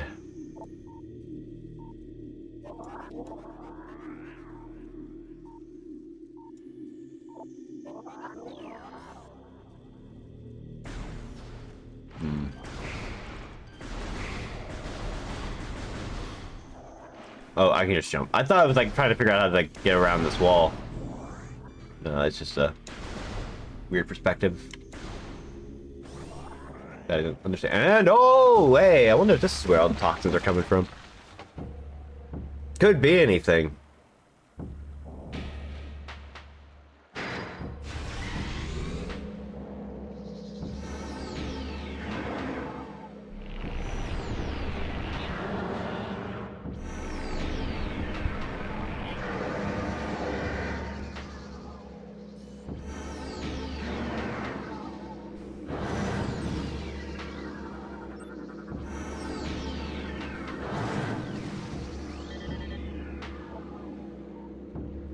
Why? First try clear this boss? Okay. You find a source of toxic water in the ruins. Yep. Looks like I've been radically accelerated. The result, it requires near constant exposure to solar energy to remain active. This exposure has made Blogger's outer shell thick and durable to a root system in the predicted world. However, exploit this flaw when possible. Concentrated weapon fire can daze it for short periods.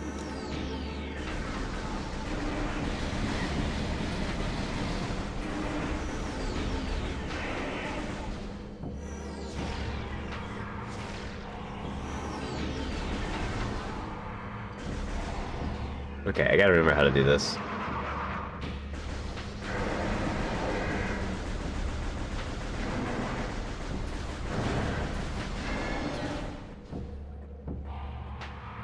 I remember it had something to do with the mirrors. Oh, right. Hang on. No, yeah, because, yeah, okay, hold on.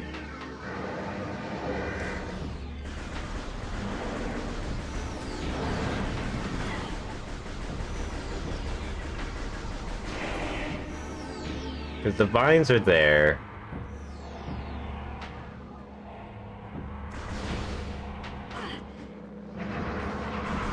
Oh, there we go.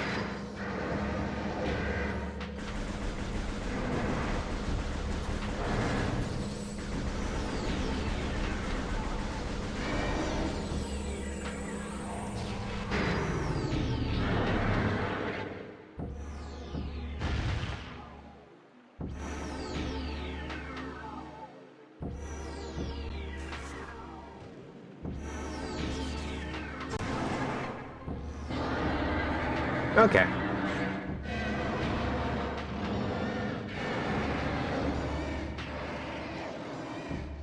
Next phase, please.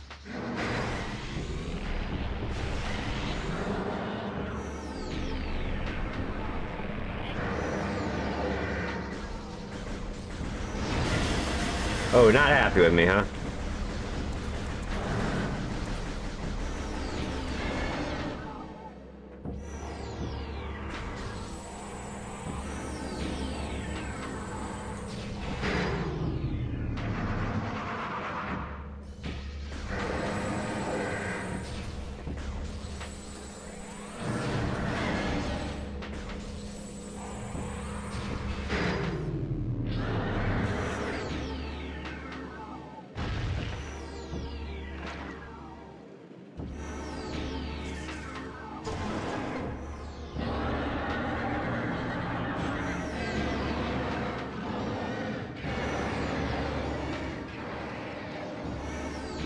Alright.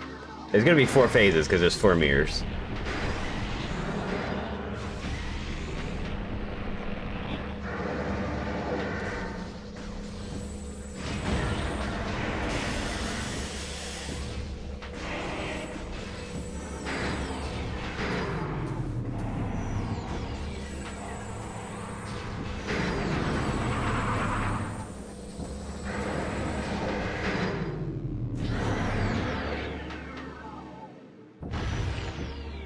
I love the little ball bounce when the boss falls to the floor. Really funny.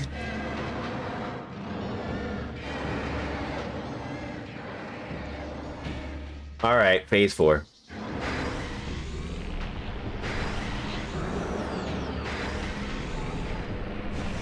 It's been a while since I saved, actually. I just realized.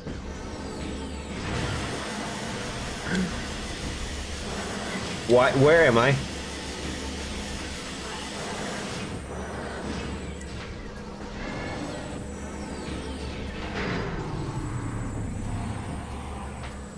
Uh-oh.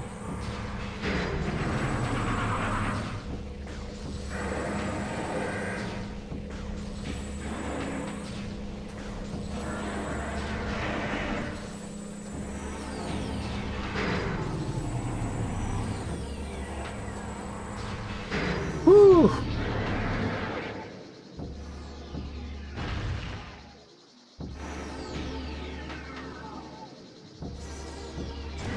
All right. I'll take it.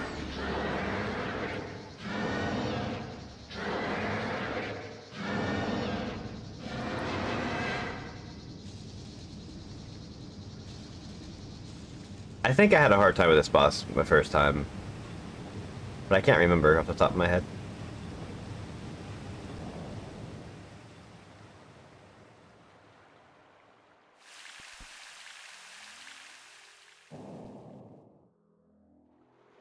Anyway, no more toxicity.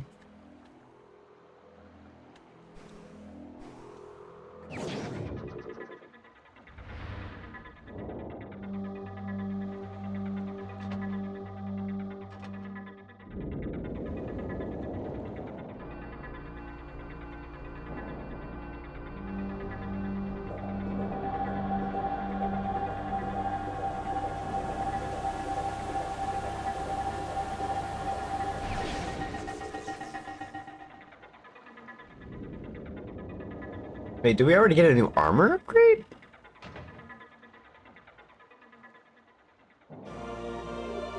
Oh, wow, okay. That's quite early. I honestly wasn't expecting that.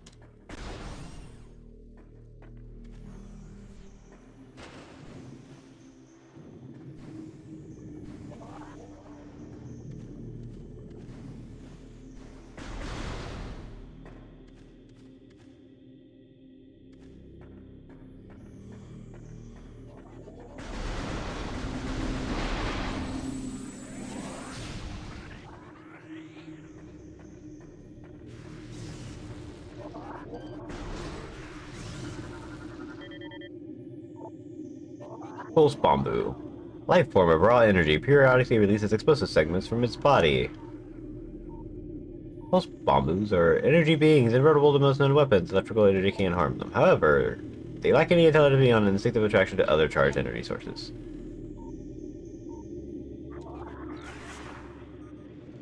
Well.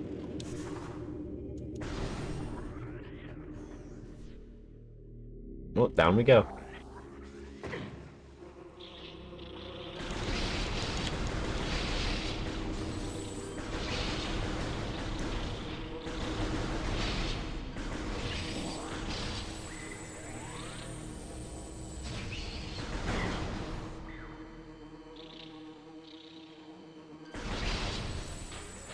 Yeah, we gotta read the Chozo lore. The world of living things feels strange to us, we who have existed so long at the edges of time and space. It is clear now that we Chozo can never return to our dimension. Not while the great poison reaches even further into the planet. It is so powerful, this creeping evil, that our wills are crumbling and our minds beginning to fail. So before it is too late, we now make our last stand. We have begun to build a temple to contain this darkness. At its heart, we will place a cipher, a mystical lock powered by 12 artifacts and filled with as much power as we Chozo can harness in our ethereal states. Even when we are done, it may be too late. Dang.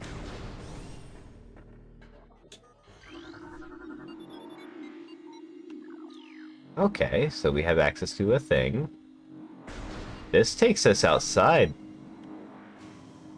We've been here. Where does this take me? I don't want to go this. Oh, this was the.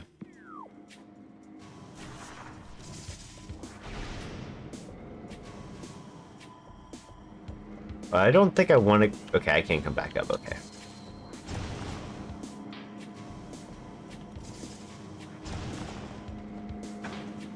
Ow.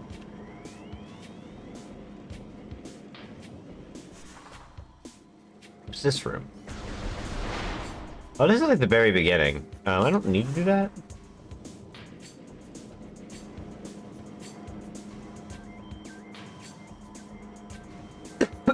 Sorry.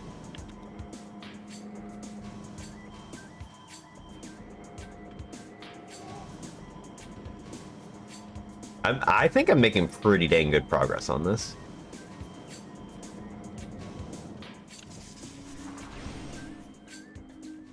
What is this way?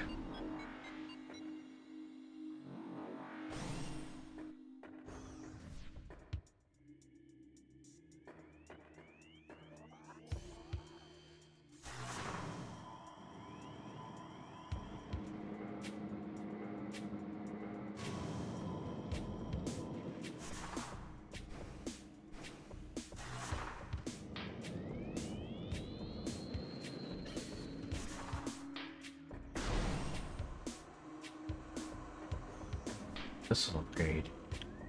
I want it.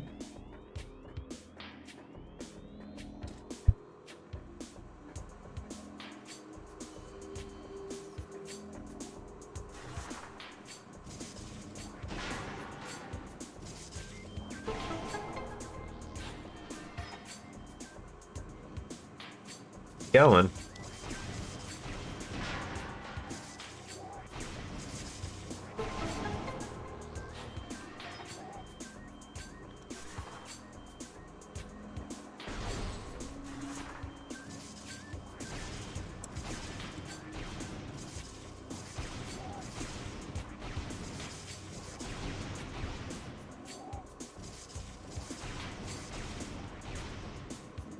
Okay, I don't know how to actually get there, but there you do have.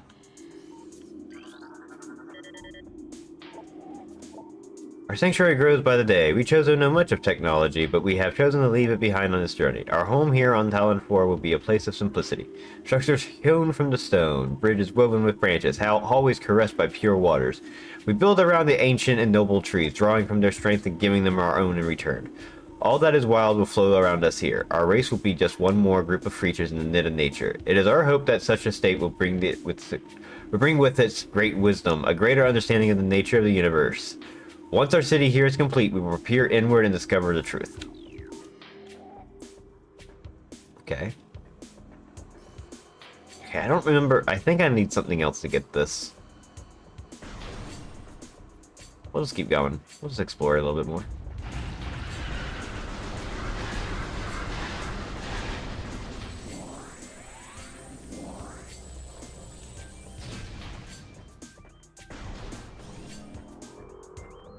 That's why I wanted to go this way. We do not want to go this way again.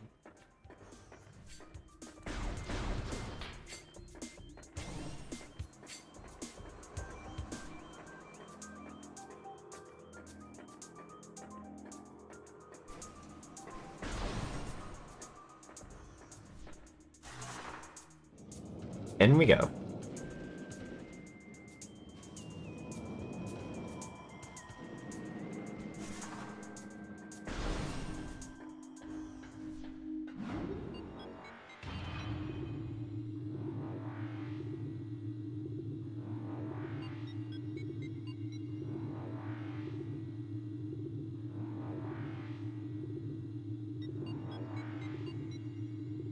more caverns. I remember this a slight bit.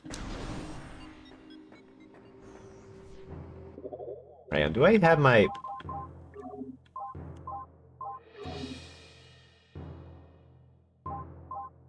As increased heat resistance, power suit modification increases your defensive shielding weapons. The various suit can handle higher temperatures than normal extreme heat sources, and the heat-based attacks will still cause damage. So we need actually like the gravity suit for that.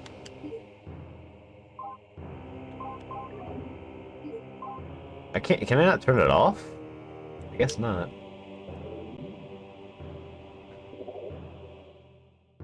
I guess because it's just like, okay, yeah, it's fine.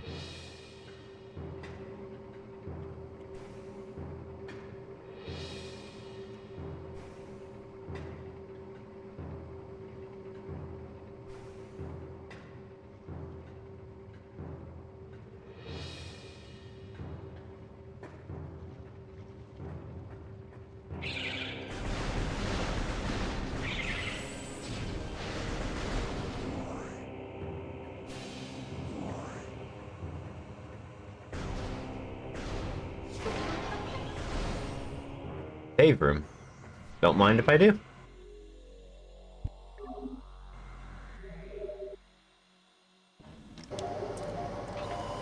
You know what it's a good time for? A quick stretch break. And a restroom break. This game's cool. I'm gonna go rest or stretch in the restroom and stuff. And we'll continue playing a little bit more. I'm liking this game. This game's cool. I'll be right back.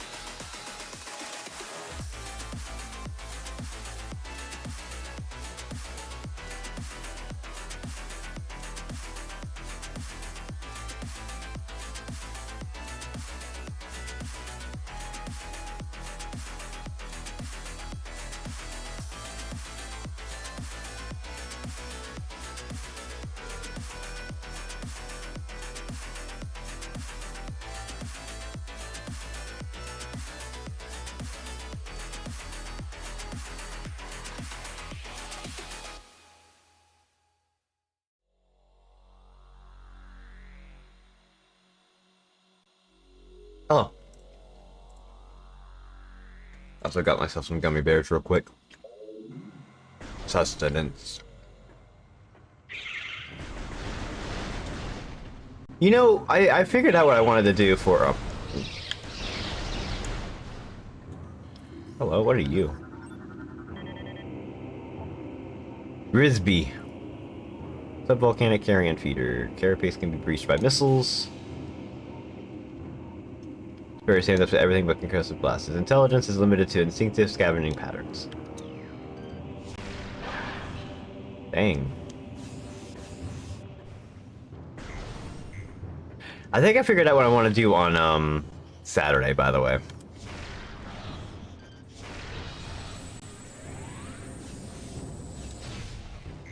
It's something that's been on the docket for a little while that I've been wanting to do, and I just never did it, and now I feel like it'd be a fun time to do it. That was a new enemy.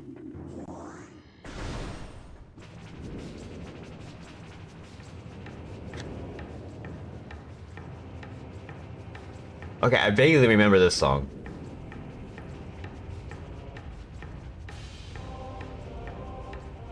Because it's just this. Magmore. Rigid attack forms.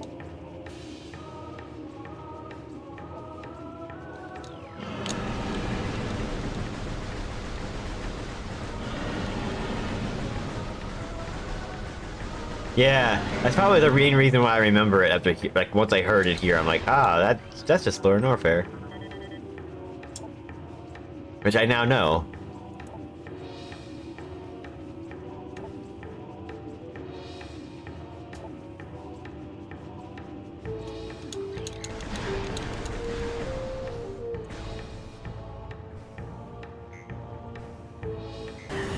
Ouch. Okay.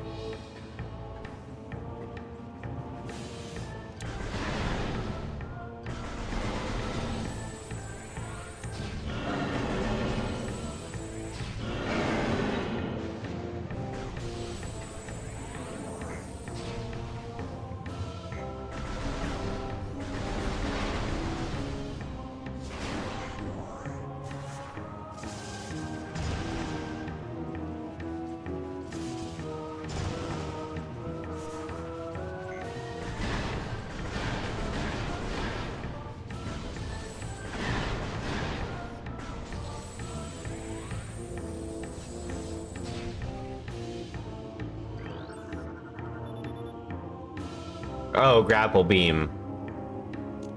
Okay.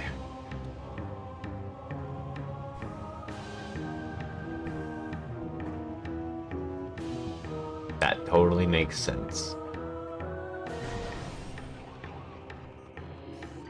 What are you? Our shell creatures have powerful jaws. The Tricops is a hunter-gatherer. It collects small creatures and bits of foodstuff to deposit and melter for later consumption. The hard, tripartite mandibles it uses to move earth and rock are quite strong and difficult to escape once ensnared.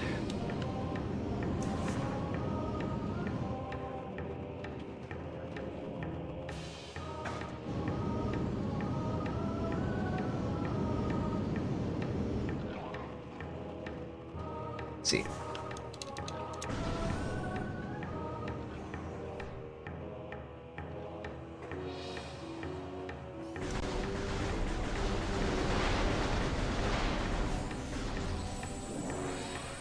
This game still is really cool. Oh man, just like these little touches are so cool.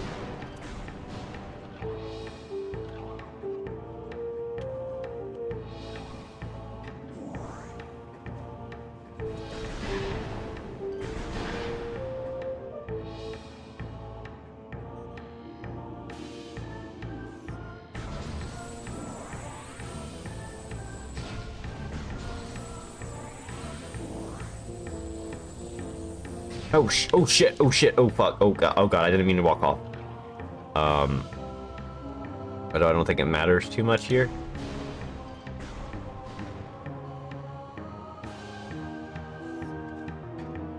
I guess we get a 6th floor.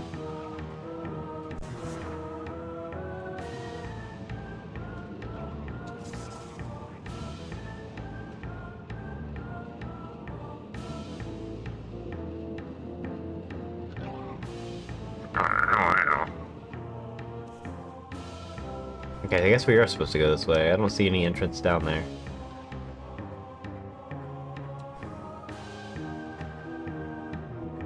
Unless I'm just not seeing it. Wait, can we?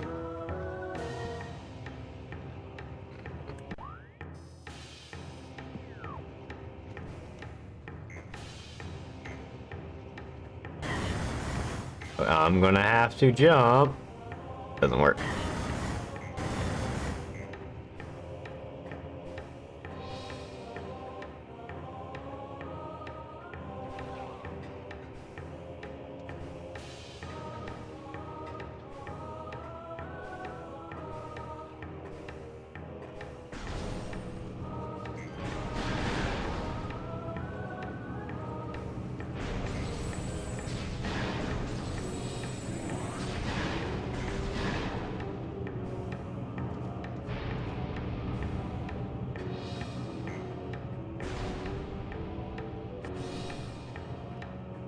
Okay, I remember this room. I remember this. I remember this whole place right here.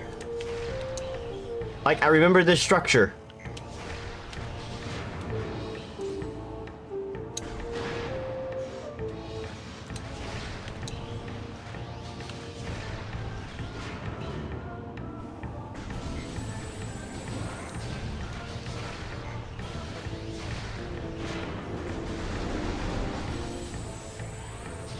I don't know why I remember the structure specifically. I guess because it is kind of like a central area.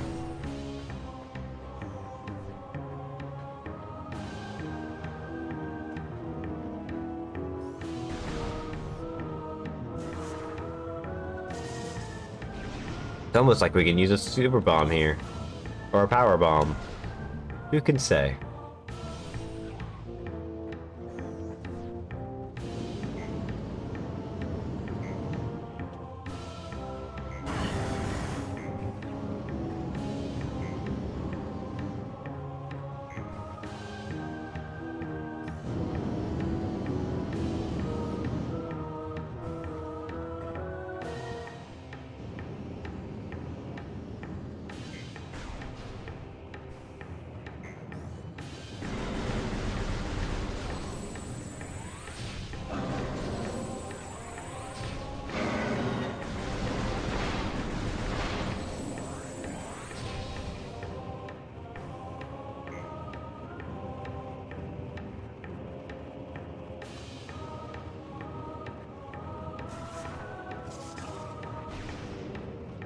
Wasn't gonna get me. Not today.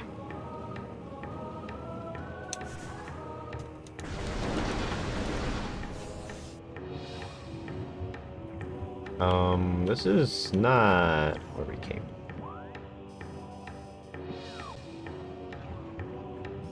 So once it looks like we might be grappling beams soon. Just a hunch. Could be anything.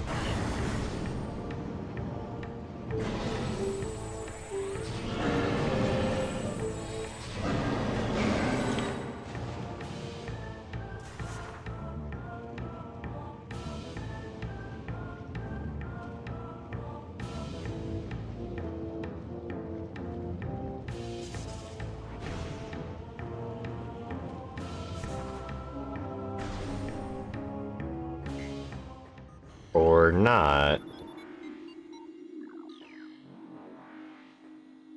Sure.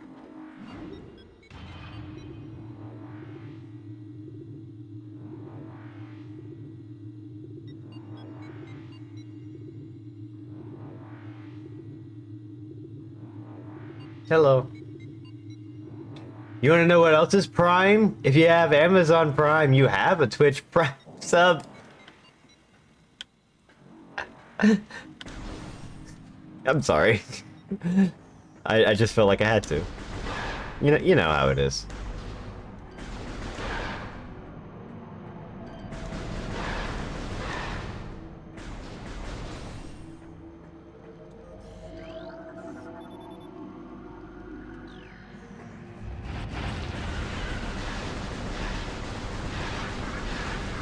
Yeah, there's a Prime opportunity. What do you know?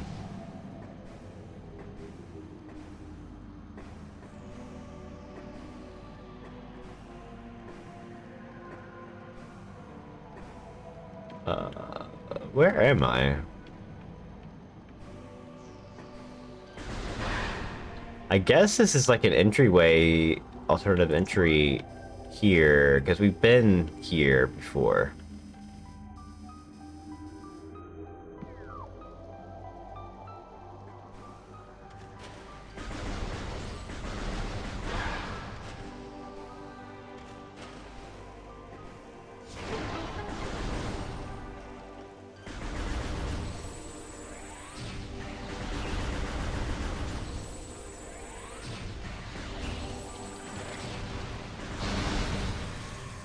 Destroyed. This is where our ship is. We're back. Okay, so we did have a door that was locked over here for something. And did we have access to it? I think we did once we walked over to it, yeah.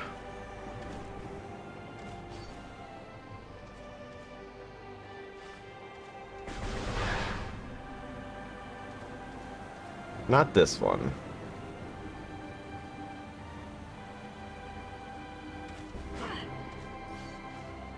Not that one. It was up here. How did I get up? Did I get up there? I don't think I did. I will say I don't think I'm supposed to be over here just yet. Maybe...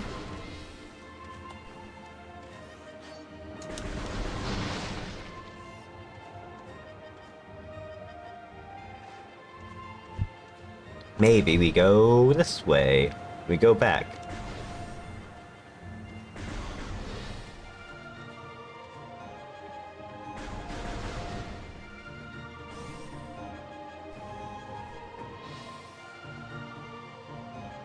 There is a door up above, and it's very I don't think I can get up there.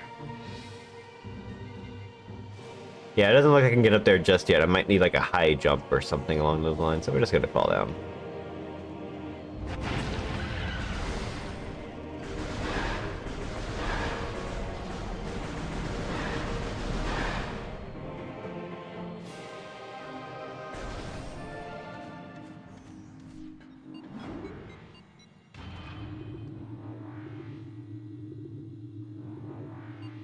I think it always annoyed me when I'm taking these elevators that I couldn't skip these scenes. I didn't realize it was actually like a loading screen.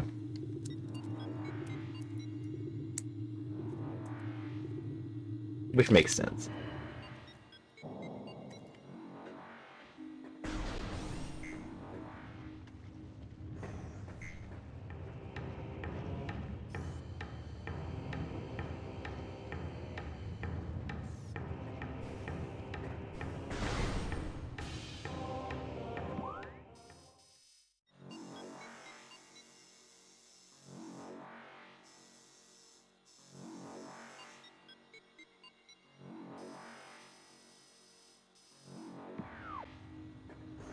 Okay. Let's go back. Let's go back.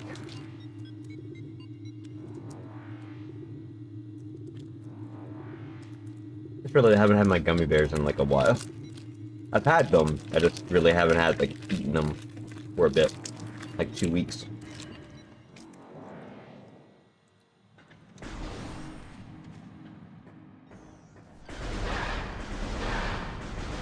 One of the weird things with gummy bears, I can remember. Maybe this is weird.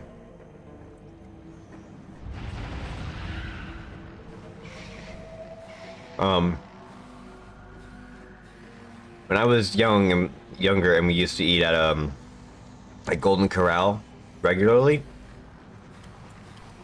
whenever we would have our dessert, we would it would always be ice cream.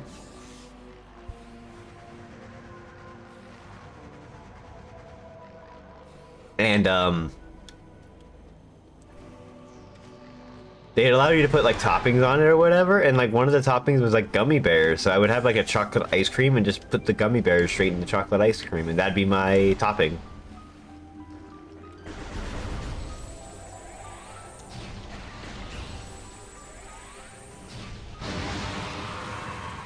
Never been to Golden Corral? Don't worry about it. It's just buffet food. I think this was before they did their whole chocolate fountain thing as like their primary feature. Actually, it wasn't even like I can remember doing that growing like even further along. Been to a sizzler. I don't even know what what the hell's a sizzler.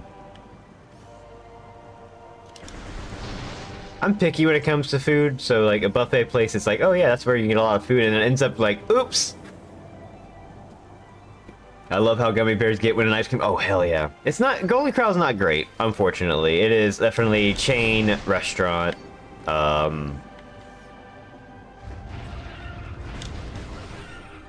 Chain restaurant buffet, which is not what I would consider probably a good experience. We don't want to go this way. We want to go...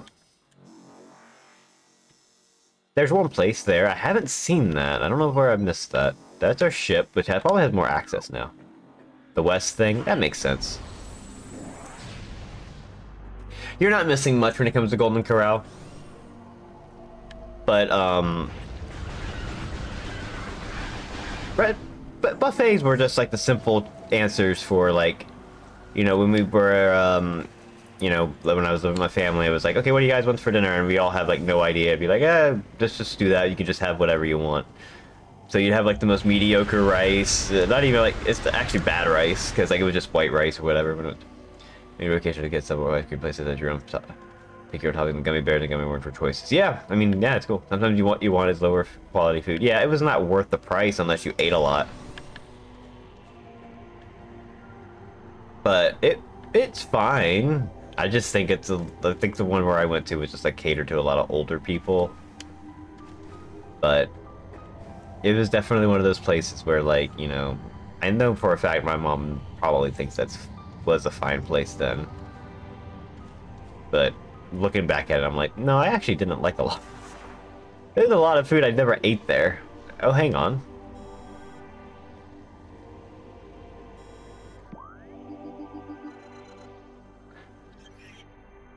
Okay. All right. Fine.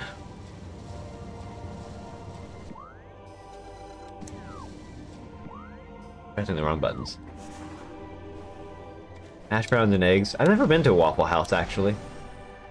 I see Waffle House all the time, and I saw it growing up, and I always like, Waffle House, they have waffles there. And that'd be the main reason why I wanted to go. I'm like, I want waffles, Waffle House. And my mom would be like, you don't need to go to Waffle House for waffles, and we would go elsewhere. But we never really ate breakfast food out too much. I will say there was one restaurant in my that was local where I used to live. It probably still is there. That I didn't really get to eat at much until way later. That was really good. It was like a seafood place, and it was like the only place where I would actually buy like try different kinds of shrimp. I always go for like the popcorn shrimp when I have a choice, but in this case I was like, nah, it seems like I'll try something else, and it was like really good shrimp, and it was actually like fresh seafood and stuff. It was really good.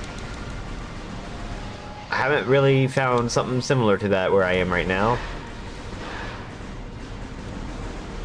Not that I'm really eating out too much. I shouldn't really be eating out.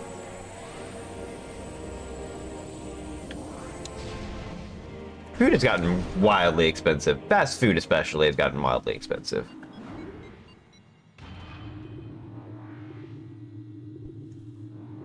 The burrito place I go to, I used to be able to get a burrito deal on their Thursdays. And it'd be like, you know, 12 bucks for a big burrito. Now that same burrito's 15 bucks, and there's something off about it with that like seems a little lower quality with it. Not like terribly low quality, but like just enough for me to go like, yeah, they're cutting back somewhere.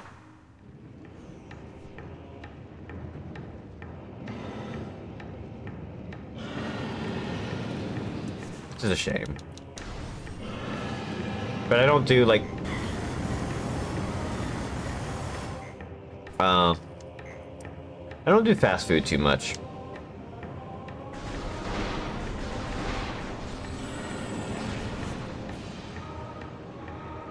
Did you choice to have made lunch? That makes sense.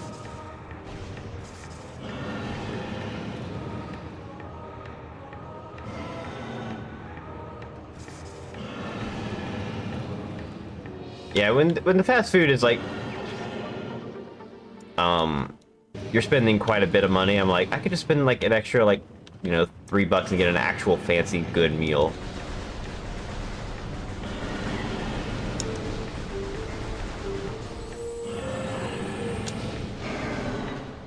This beetle is hurting me.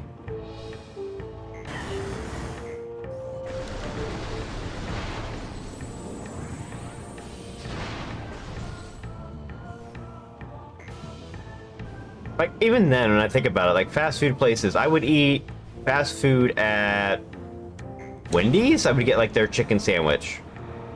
Spicy chicken sandwich. Just mayo on it. You know? That'd be really good. That would actually be, like, a really good sandwich. I don't think I would do that again now, because it's very expensive for what you get. I used to, growing up, it was a lot of Burger King. I remember that. Spicy chicken is the only thing worth getting at Wendy's. Oh, absolutely.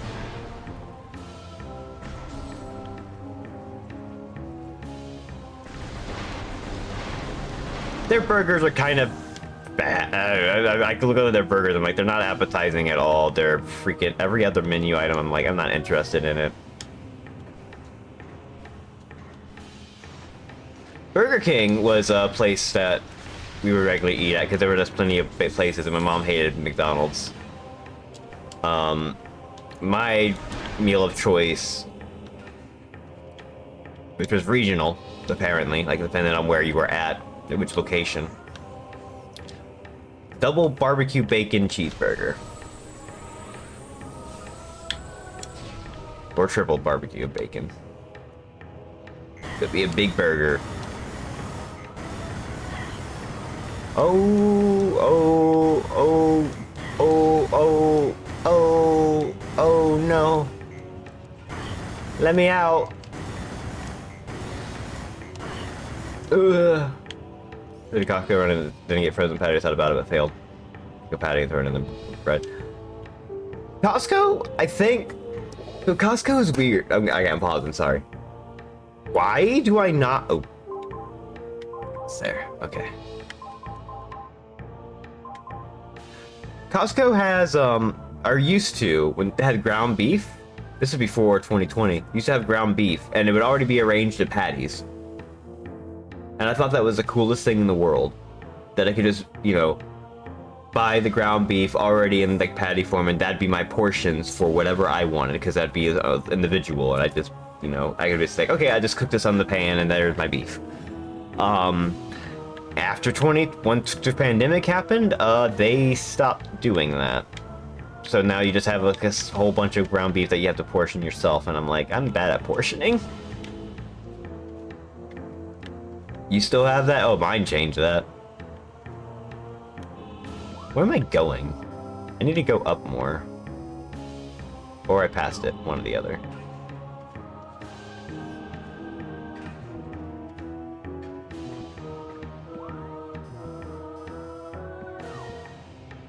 Oh, there's a bridge. Okay, so I do want to go up.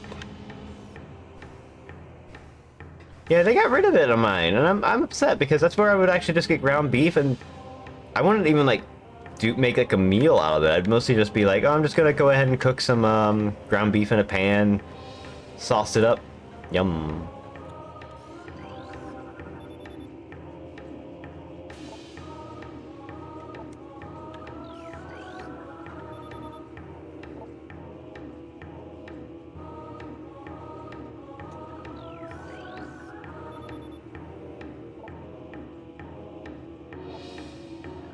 Other people discover... What is that?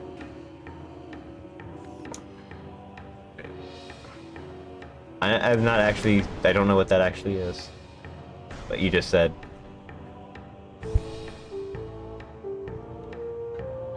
Tri-tip. Okay. Tri-tip beef. Or beef tips? Yeah! Okay, it's weird. Because there was one time, our Costco had beef tips. And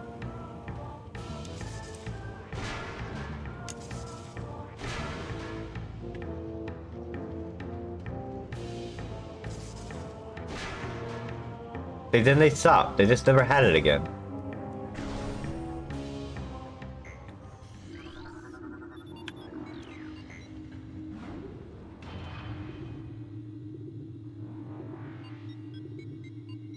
Yeah, I'm not picky with beef. I've tried I sometimes will just get like a roast and just put that in a crock pot and call it a day, and because that one's like the easiest thing to cook. I need to find some recipes involving that, because that'd be cool. Speaking of cool.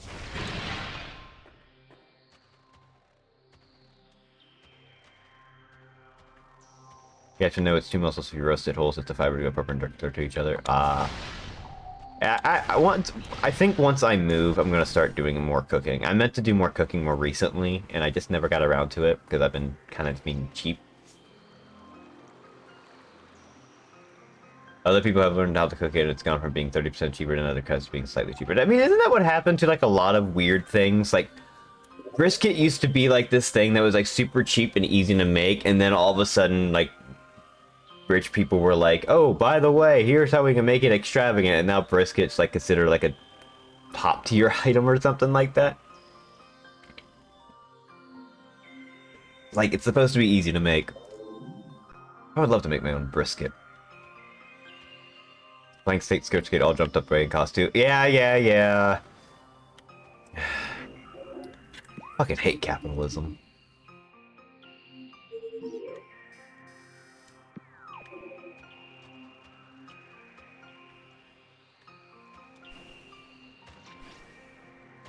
Like, the cost of everything has gone up.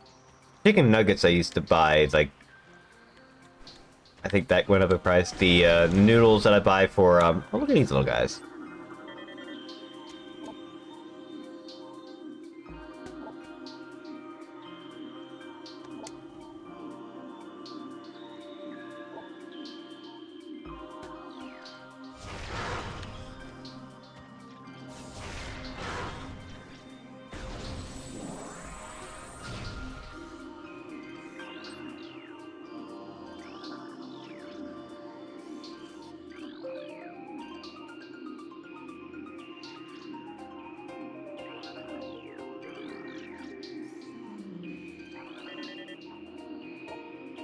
Liquor bet.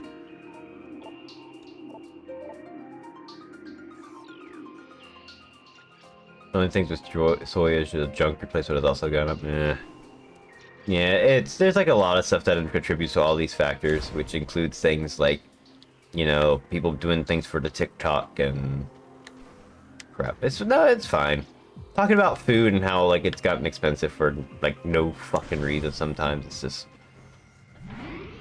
I mean, that was like part of the lawsuit, wasn't there like a lawsuit towards like farmers who like all like lumped together to say like eggs were like hard to come by, so that's why they increased the price of eggs, and it turns out they were fucking lying. They were lying just so they could raise the price of eggs to make more money or something like that, and now like there's a lawsuit for that. Turns out when you tell people, hey, you can make some money off of this, they're gonna do what they can to get as much money off of it as they can. And now we're reaching a point where everyone's fucking tired of it.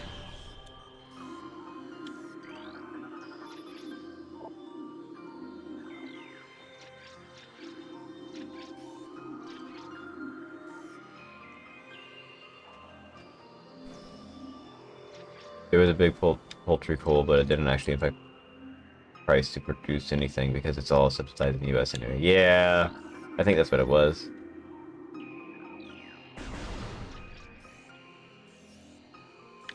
Where the hell do I go from here?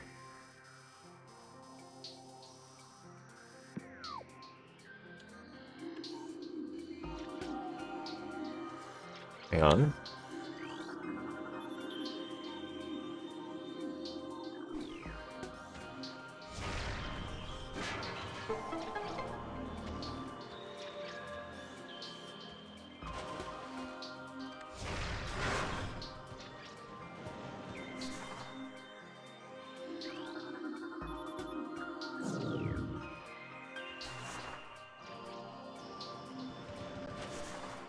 I could have sworn this water hurt you.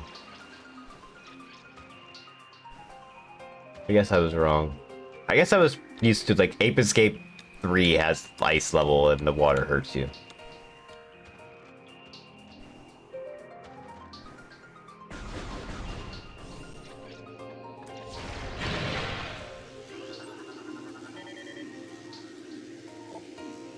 Catter bamboo.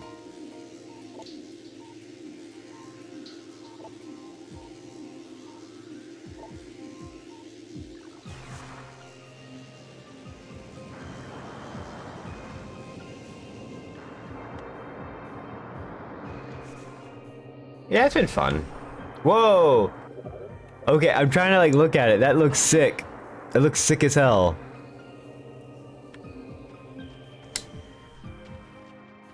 Yeah, I'm not looking forward to this summertime.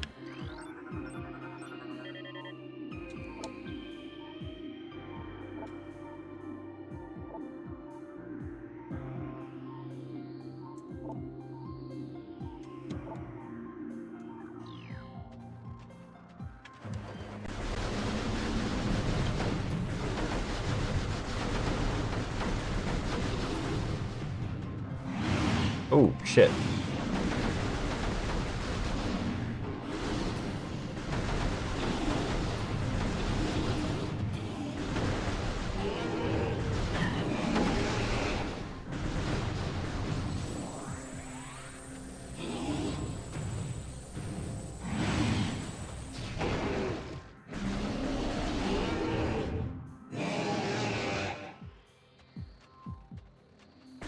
Summertime means like the AC is gonna be higher, but the thing is I have to move in like 2 months anyway.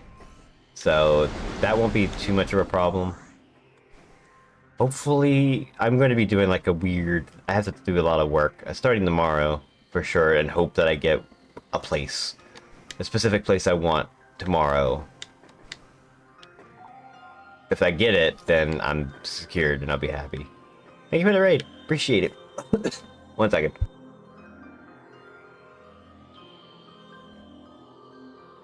GameCube games are good.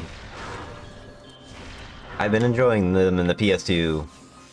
I had an Xbox original, which I think I actually do have an Xbox original. I could probably get some Xbox original. I gotta figure out how to capture the stuff. Yeah, I'm gonna be apartment hunting, because I have to. Unfortunately, our apartment has given us no choice, so yeah. So we're here, kind of just have to move and all that. What's been stressful is mostly just like getting the income in, and now I kind of have the job, so that's cool. PS2 and PS3 games that aren't on their system are frustrating me. Yeah, yeah. Wait, what's that?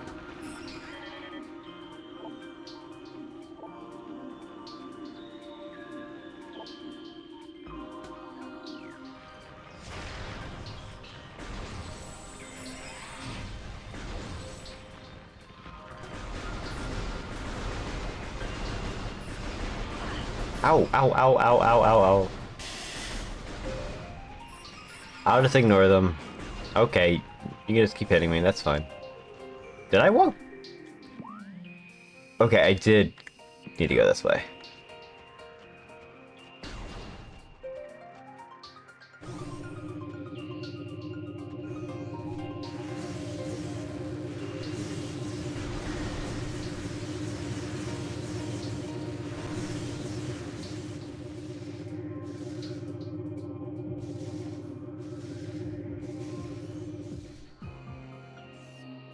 Six months. Yeah, I wasn't really given much of a notice. It basically said like a month ago, like, hey, you need to get out of your apartment because we need to renovate it. And so it's like, oh, okay.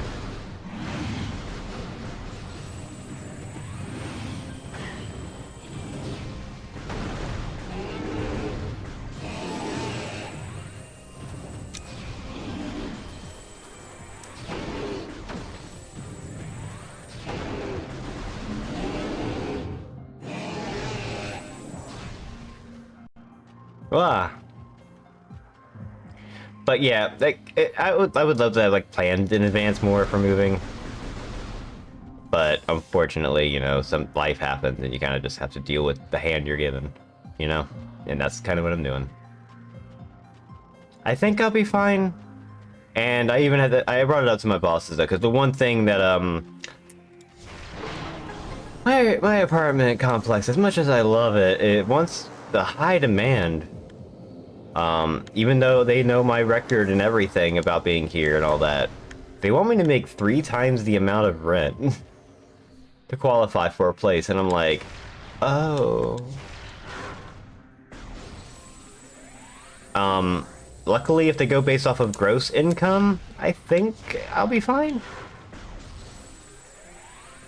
If they don't, then I'm a bit in trouble. Although, I did let my work know, and they're like, oh yeah, if they have any questions, they can contact us, and we'll let them know what's going on. Because it's like, it's a weird situation involving going back to work and all that stuff.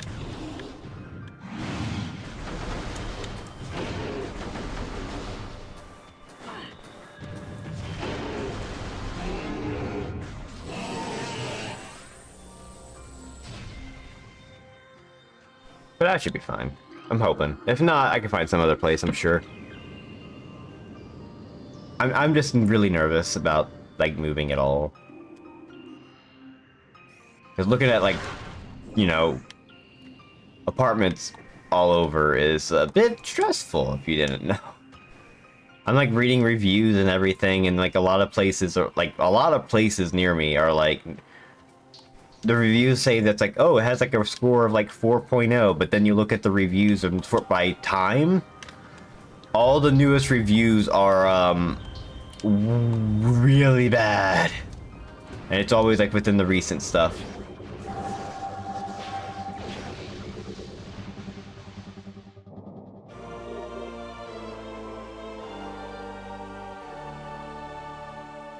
So it's a little scary to go, look, you know? Hold B to charge the ball. Release B to get a speed boost. Whoa, we're going on the half pipe! Half pipe! Fuck yeah!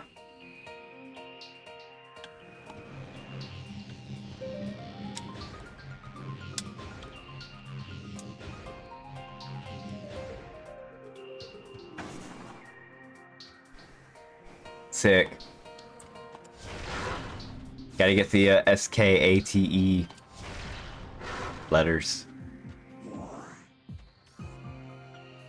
Skating and stuff in general seems hard, scary. You know, there's something back here.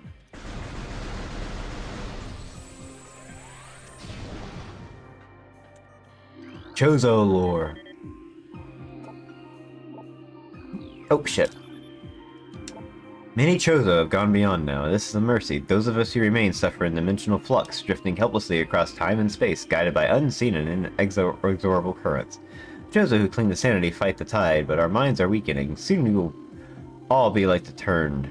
Chozo who have been utterly corrupted by the great poison. The Turned still hold to their Chozo forms. Their minds are black with fell intentions. Gone is their respect for life. They honor only destruction, and seek to disrupt the artifacts holding the great poison at bay. All life taunts them, and they do not rest. Before long, they will be all that remain of the Chozo here.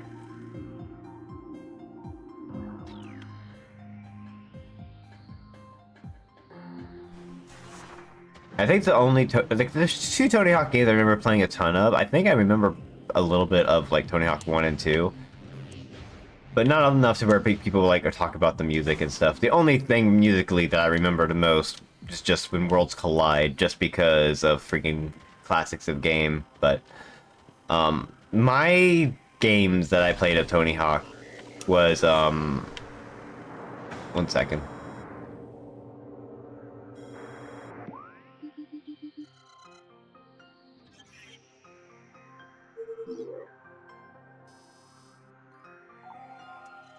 Okay.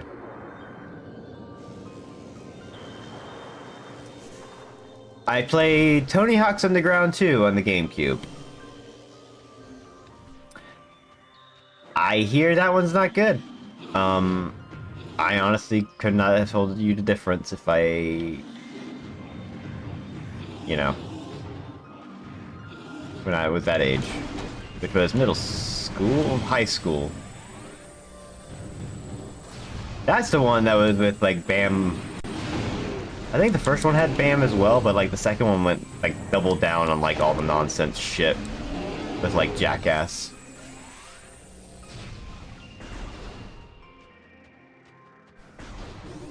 And then I played American Wasteland on the was that the 360 one? Really over the top? Yeah, I feel like if I played it now, it'd probably be aged really, really poorly in comparison. Cutscene.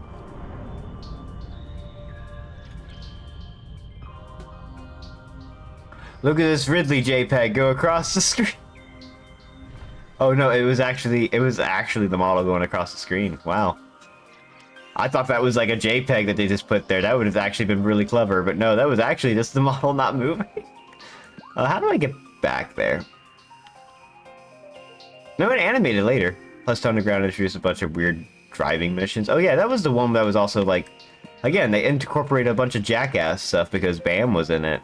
So they were just like, they just decided to implement all that because Jackass was somehow such a huge thing, which is bizarre to think about. I guess people really wanted to see other people get hurt. On purpose. Never really was a fan of that kind of humor.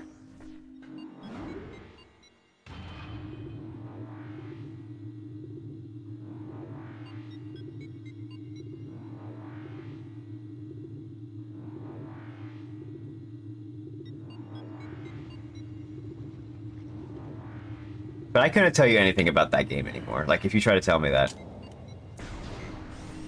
You feel the Bam? Oh my god. Like, saying that name, I remember knowing that it existed, but I never had anything to do with it. My mom didn't let me watch shows like that, and the only person who would watch that stuff is my brother, and his taste is shit. Let me tell you about the Oh My Goddess movie. I fucking hate that movie.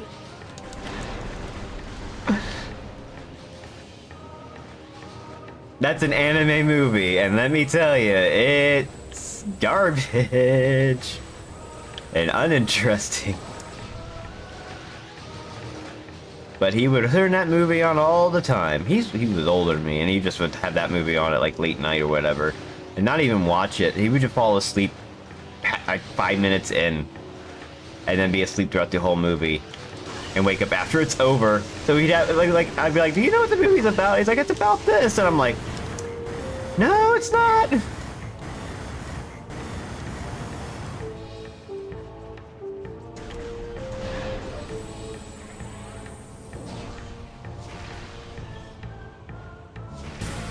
Thank you for the resub. Appreciate it. Where am I going? Trace Bullet just subscribed with Prime. That way.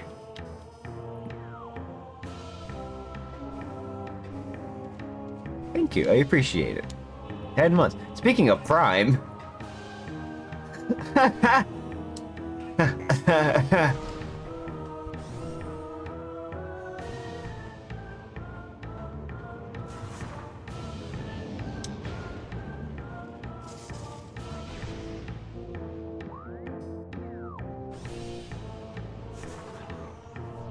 Any similar review? Oh my god, so it's basically the shows for people who want to fuck either their mom, their sister, or their aunt. Not wrong. I don't know about that. But it is a very boring harem kind of anime, I think. And like the whole premise is just like the one girl has amnesia about dating. I don't fucking know. I don't care.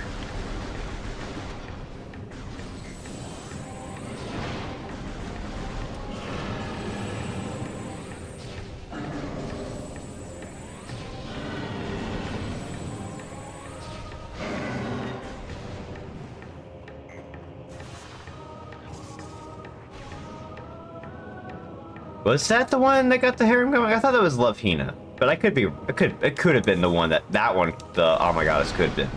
He never watched the anime series, by the way. It was just the movie, the single movie, which I think was just a retelling of the anime or whatever, but just in movie format.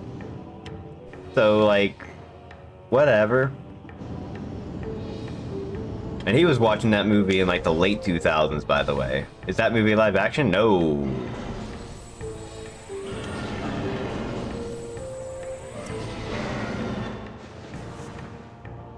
It could have been a different thing entirely. I don't know. It was like it was weird. I never really cared about anything he watched for the most part. There was one show that he liked that I did not mind and I thought was kind of cool, and that was Martian Successor Nadesco. And that was my second anime ever. I really liked that one, actually. I don't know how it's aged in comparison. But I remember there being a really cool gimmick with it later on. That was really cool and awesome. Little bland but a fun time. I think the gimmick where, like, later on, like, it involved some weird stuff, but like that's kind of like, of course.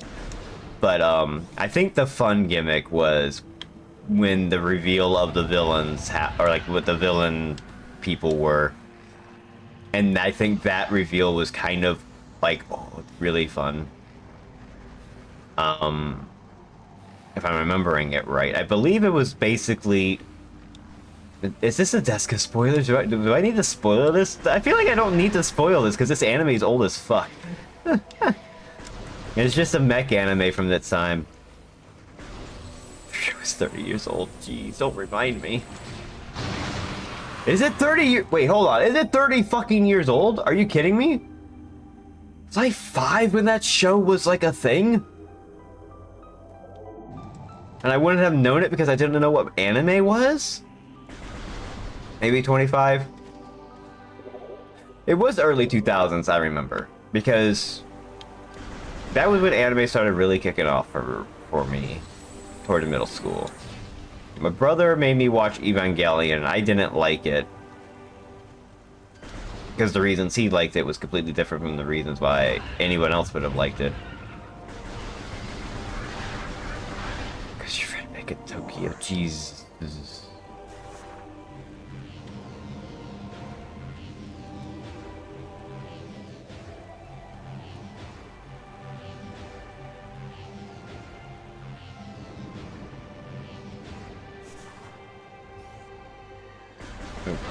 28 years old. Okay.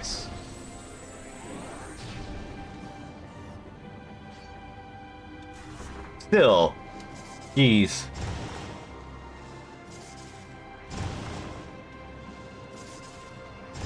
Atlabor. I feel like I've heard that name and I don't know what that is. But okay, but the Desco, but if I'm remembering this right, and I feel like I am, because this is kind of like an absurd thing to remember about the show. There was a part where like they're going up against like some faceless villains or whatever. They have no idea what the hell's going on. They get like one of the enemy robots or whatever that's after them, and they like capture it or something, and then they open it up. They're like, okay, let's see what's going on in here, and they find like the anime that like one of the in-show characters was like really into before he got killed. And they're like, what the fuck? They're like really confused, like, hang on, what? That's the main plot point. Yeah, like that anime becomes like, it is the central plot point. And then that happens, and then I'm like, wait a minute, what? And then all of a sudden it's just revealed that's like the villains that are just attacking are like just super into the anime. And I'm like, okay, you know what? That's a fun gimmick. Oh, we got a double jump. Oh, sick. I thought that was a fun plot point. Not like the most like amazing plot point, but like it's fun.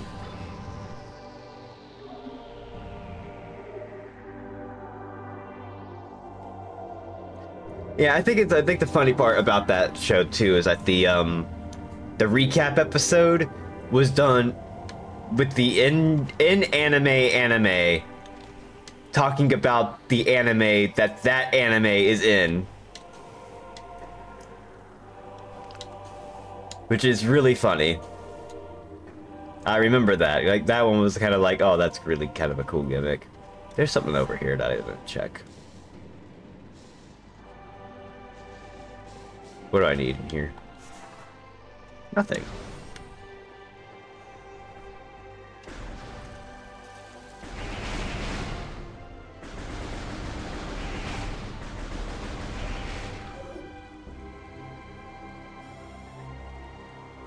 Uh-oh.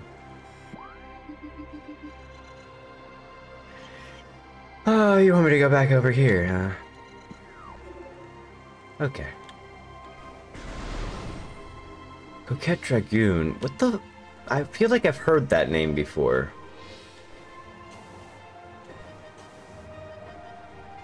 Man, I'm hearing all these names and I couldn't tell you anything about it, like from anything.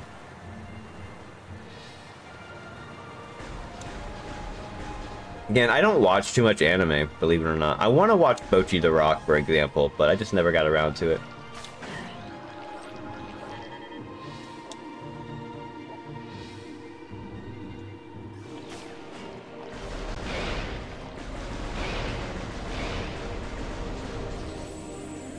I hear it's good.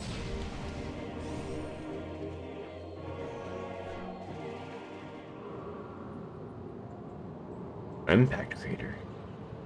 This feels like the final place to go. I just letting you come in here early.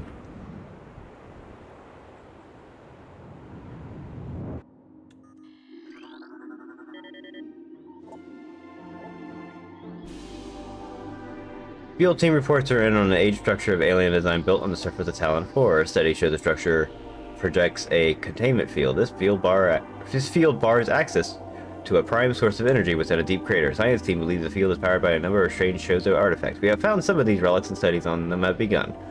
As this field could hinder future energy production operation of Talon 4, we must dismantle it as soon as possible. If this means the destruction of the Shozo artifacts, it will be done. I think you're in the right headspace for it. I can see that. Like, some people with, like, anxiety could probably look at that and go, like, oh my god, this is way too relatable. But for me, I never really think that way. Because when I see scenes of Bocchi, I just go, oh, she's funny. She makes the funny face that I would want to make, like, 100 emotes of.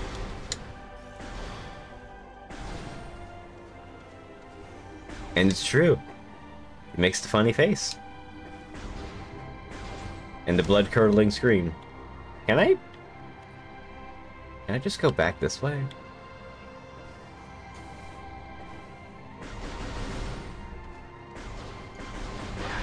Will the show deliver on that? I feel like it will.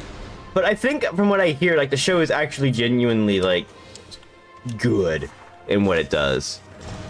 It shows, like, different kinds of, like, different social anxieties and, like, how people act based on, like, other things, like things they have to when they have to engage with people or whatever, and it's actually kind of cool and interesting, but also it's genuinely, like, good in general. Like, there's just, like, people point out, like, the funny face part, or the one where she, like, screams and she comes out staticky, and the voice actress was just like, yeah, I did that. There were no special effects, I just did that. Yeah, I guess, but also, like, you know, I feel like I could watch it and have a good time, because I haven't really been spoiled on, like, the progression of how Bocchi handles her stuff. Or even if she does, and other characters I don't think actually develop from that. I don't know. I have to, like, take a look. I know there's just, like, that one character that gets drunk all the time. She gets drunk off of freaking the cheapest alcohol ever. I don't know what her deal is. I just know she's drunk. She's just drunk all the time. I guess she's also a bassist or something. I don't know.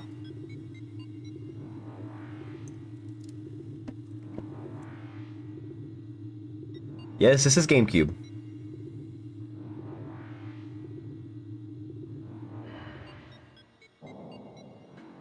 Where am I going? Okay, so we need to go back to the drifts. Now that we have double jump, we should be good.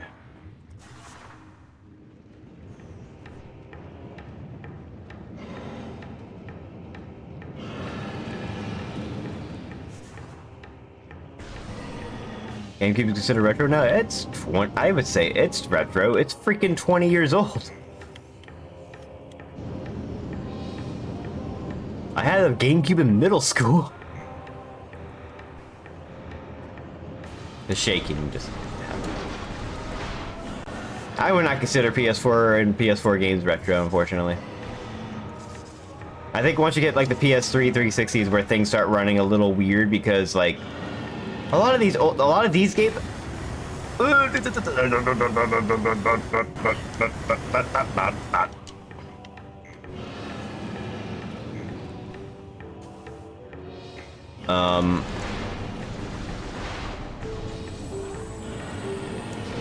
There's like a certain game design element that, you know, it remains in like the PS2, Xbox original, and GameCube and like those kind of era that you don't see on PS3 because like at that point you started like having like the most marketable games or something like that. You know what I mean? Like 7th gen happened because like FPS games decided that they all needed to be a certain way, and that's why they all look like that. And that's why I want to consider them retro, because they are a product of their times, but not in a way that's like endearing, just in a way that's sort of just like we made money off of it or tried to make money off of it. If that makes sense. Don't know why they're better. I'll tell you why they're better, and this is actually pretty good. You might like games that are more experimental than games that are just very polished and straightforward. And like if you're gonna get into a platformer, you want a platformer that is solid in the platforming front, camera front, everything like that. But you know, if you go back to PS2, GameCube, even go back a little bit beyond that, they experiment with different things that you can't get away with today.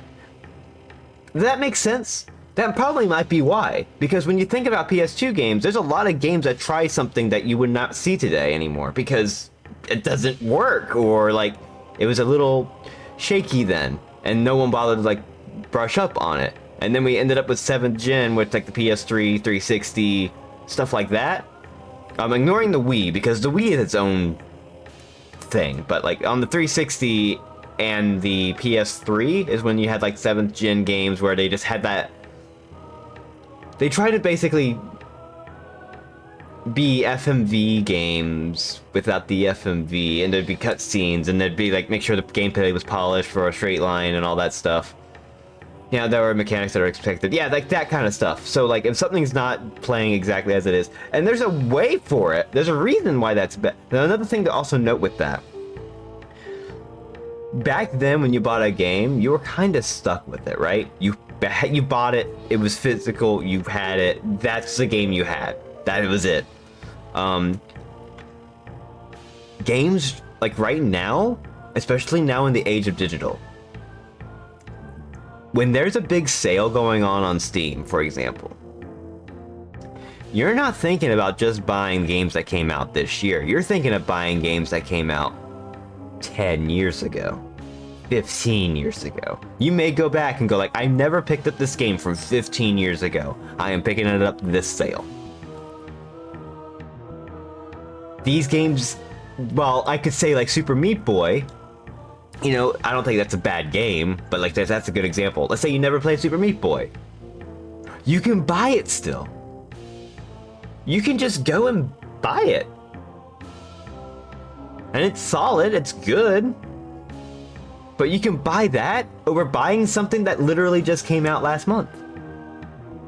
Sometimes, even if you want to buy it right now, it's probably the same price as something that just came out last month. And you'd probably be fine buying it and knowing it's good. You know, so it's like, this is what the problem is with modern gaming a lot too, that people don't realize. Yeah, there's a lot of games out there. They're now competing for the rest of their fucking lives to sell copies. Whereas back then, they just came out and you kind of had to buy them then. And then now there's like a whole collector's market and whatnot. But I feel like the experimental part is really the big thing in regards to mechanics. Like look at Ape Escape, for example. Ape Escape, Ape Escape 2, Ape Escape 3. Ape Escape 3 is on the PS2. I think there was a PSP version, but I don't know much about that one. Those games never had camera controls on the right thumbstick. It was always your weapons that were on the right thumbstick. They will never do that again. They are also competing and not get shut down regardless of success. Exactly, too. Like, it's become hostile as terms of game dev stuff. And we're also more focused on the developer side. Like, with indie games, you now see the developers actually communicating with people, and you can make a choice based on how they interact with you or how they interact with the community. There's updates and like nowadays, now it's expected to be like, oh, you released a game on Steam, how long are you gonna keep it updated for? And it's like, well, why do I need to keep it updated if it's a complete game? And they're not wrong. They don't need to update it. But then at that point, somebody's going like, well, if this is a dead game right off the bat. It's like, it's not dead. That's just what the game is. Whereas these games never had an update. You know what I mean. There's a lot to discuss in regards to that. That takes you to the drip. Okay. Stadia, Minecraft, and Emerald have been great influence in the industry. Stadia's dead. I think you still have like 6 months to activate Bluetooth on your Stadia controller before it's dead. Which is such a fucked up thing to think about. That a controller made for PC is dead because they decided that you need to update it manually for a console that no longer actually works. Pretty insistent to Stadia's future. I mean, okay, I mean, good luck to you. I mean, enjoy your cloud gaming. Did I go this way? This was not the way I wanted to go. I wanted to go to the left here. From the was confined to Epic Games Store for a year, sold like crap. Once it was released everywhere else, the game exploded, and they made 4 DLCs and a sequel's coming out in June. Yeah, Epic Games Store is also like a problem. Epic doesn't really care. They can get the exclusivity deals and pay money to get people to get their game on there for just exclusives to try and convince people to use it. But it turns out they don't have to worry about that because they have freaking Fortnite money. So even if a game doesn't actually like bring in more customers, they don't care. They have the Fortnite money. Oh yeah, that's been available on Epic for a while, and it's apparently busted. I never encountered issues the little bit that I played of it, but apparently it's bad and prone to crashing. And the Steam version looks like it actually might fix that. The Steam version actually looks like a proper PC port too, so who knows? Like they actually updated textures. So it's a different port on Steam. I heard it's on Steam now instead of Epic. It took me off guard. Yeah, it is. Kingdom Hearts is coming to Steam. And I think that's great. I think people should play Kingdom Hearts. I think honestly, out of like, I know people might be like, oh my god, Kingdom Hearts, but no, play Kingdom Hearts. Kingdom Hearts is actually really good. Kingdom Hearts is one of those games that is on the PS2. Kingdom Hearts 1 especially shows that they just had. Okay, hold on, I gotta pause. Kingdom Hearts 1 is the perfect example of why PS2, GameCube, Xbox era was interesting. Regardless of whether you think games were good or not at that time, it was interesting because people were trying to do new things. And Kingdom Hearts was one of those new things where they're just like, what if we just combine, Final Fantasy and Disney? What happens there? And then it's like, whoa, this is a cool idea. This is a wild game. And then, it kind of went off on its own thing, and it was great. I honestly think the 1.5, 2.5 collection is worth it. That one alone gets you Kingdom Hearts 2. Kingdom Hearts 2 is like the best action RPG. Like I really can't think of anything else, especially the Final Mix version. Oh my god. I know it's Disney. I'm not a Disney person, but it's worth it because Kingdom Hearts 1 was the first action RPG. I don't think it was the first. Ys existed. I think Ys existed. I think that could not have an action RPG, but I don't remember if there was like the Ys action RPG games before that. I kind of don't remember timeline. I think I want from Square as a Crystal Chronicles port that works in multiplayer like it's supposed to.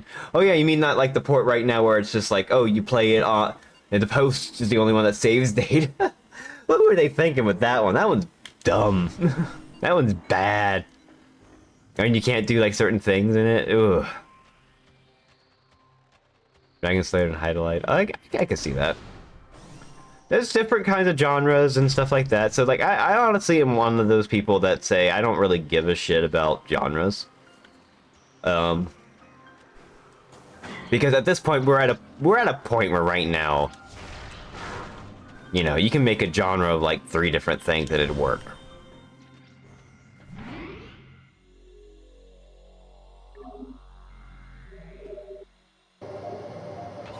Poker Bloops are very compelling gameplay and familiar characters. Yeah, and I don't think there's anything wrong with the side games either. Chain of Memories, I think, is really cool thematically. And the reason I say that's it's cool thematically, because think about it this way.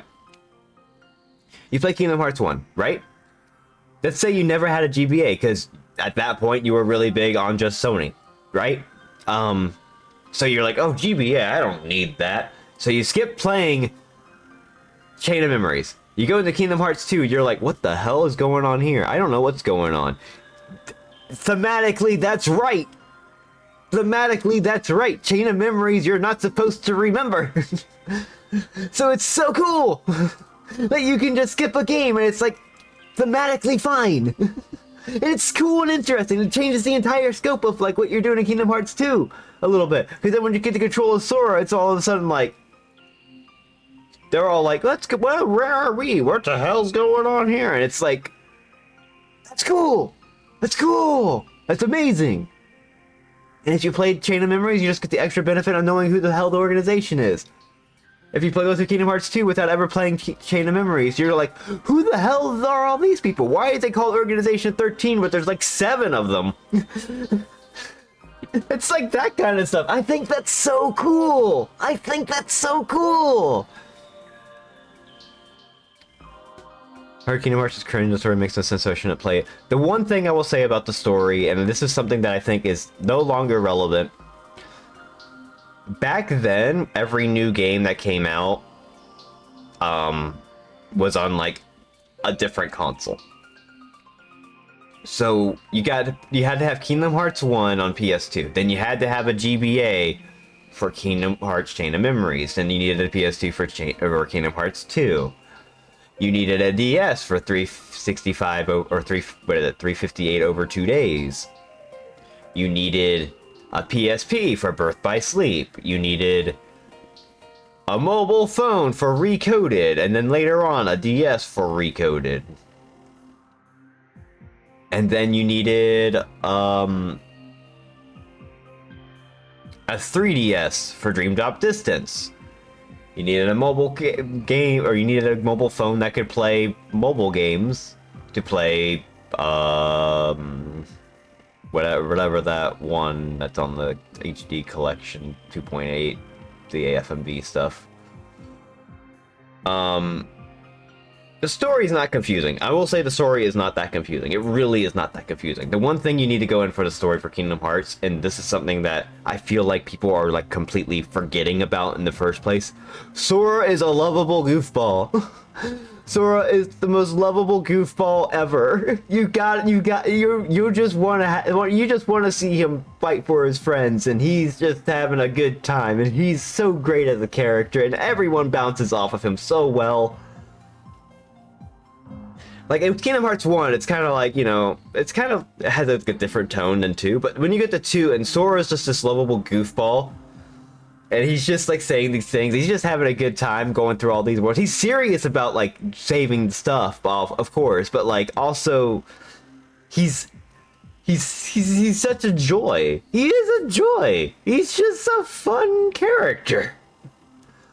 He is, like, super fun and enjoyable, and he's just a loving character, like a character you just can't hate because he's just a goofball. I love it. And also, yeah, Kingdom Hearts 1, the way the character interactivity worked was they were still experimenting, right? So like it does, like of course it doesn't have the same tone, but in 2 they were like, I know what we can do.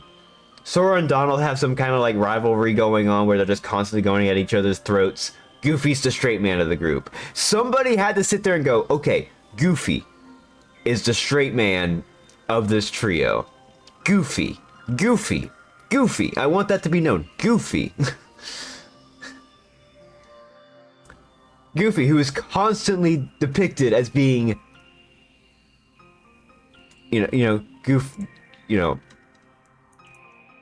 fucking goofy.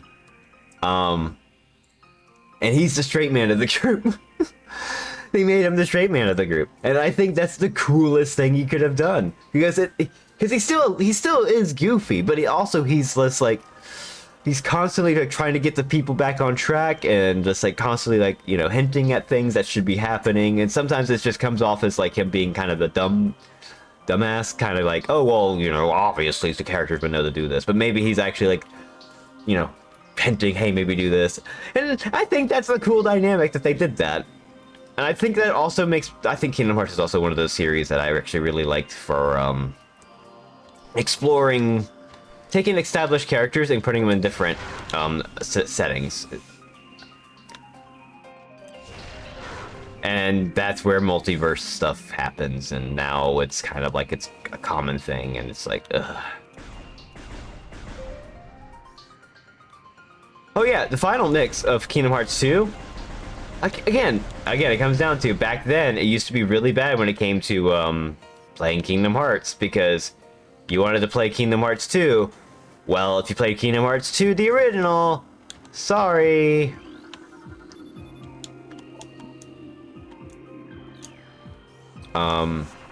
You're missing out on extra content. And it's like, oh.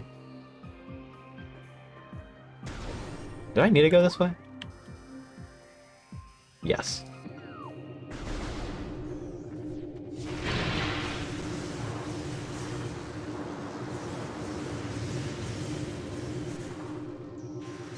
But then you had to get like 2.5, or you have to get 2 Final Mix, which is another PS2 game that you had to buy later on.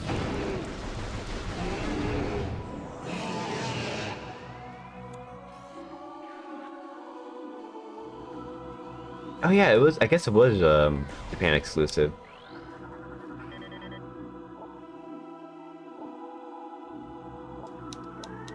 Sorry, I talked about Kingdom Hearts instead of playing Metroid Prime.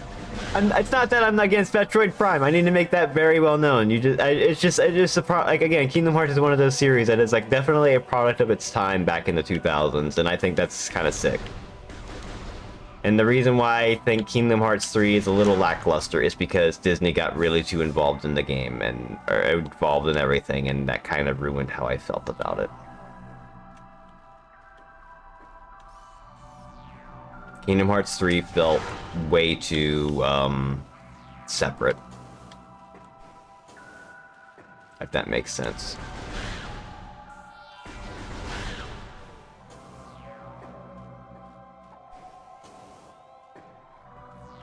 I won't spoil that one because that one is actually... If you're interested in seeing what the Steam version of Kingdom Hearts is, do not go watch the trailer. They just spoil shit. They don't even... Wait, they spoiled the literal ending of Kingdom Hearts 3 in that fucking trailer. Just like, here's the ending of every fucking game. Have fun. And it's like, oh, jeez, great. I hope...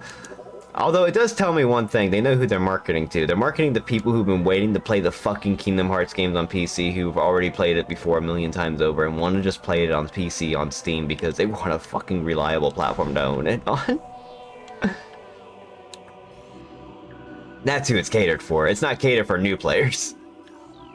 They're not marketing to newer players.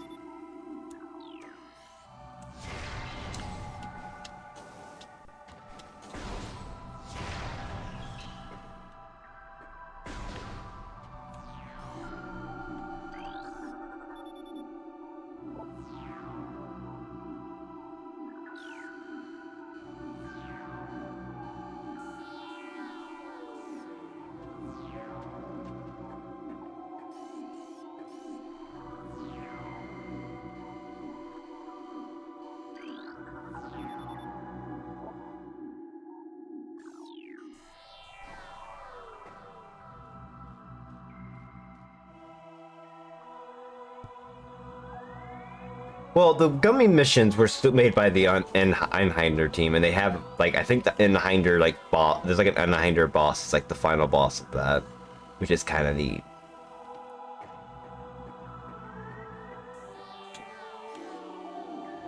So it's like, the gummy ships were different, but they were also, like...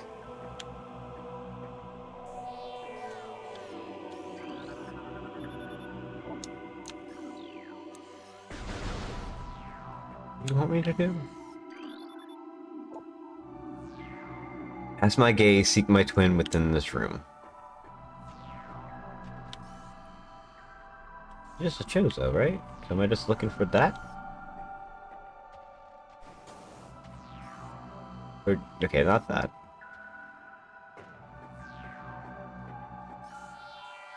No, that's not you. Oh, hang on.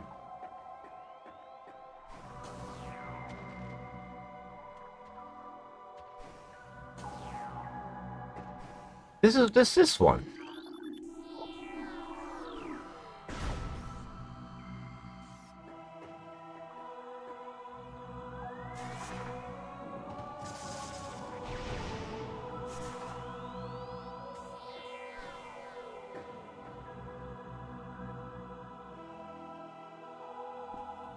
Oh, that'll happen in the next game. They've already, when they teased Kingdom Hearts 4, there was a segment where they were just woods, and that is just the woods or the forest level or the forest area in Star Wars, the last Star Wars movie, and like everything matched up, and like the footsteps, like the housing, everything like that was there, 100% matched with what was going on there. So there is going to be Star Wars in Kingdom Hearts 4.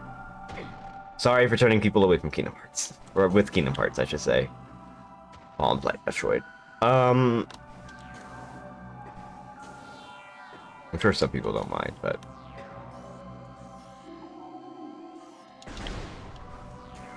I do enjoy the games of Kingdom Hearts. I'm just not, like, I'm not super obsessed with them, but I do like them. I think they're really good. I think they're all good in their own aspects.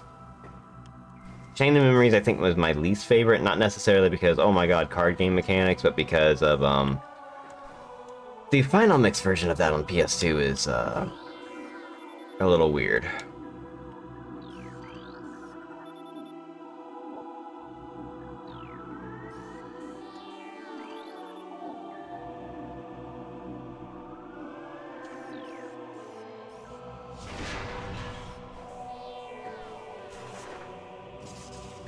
That's what they want me to do.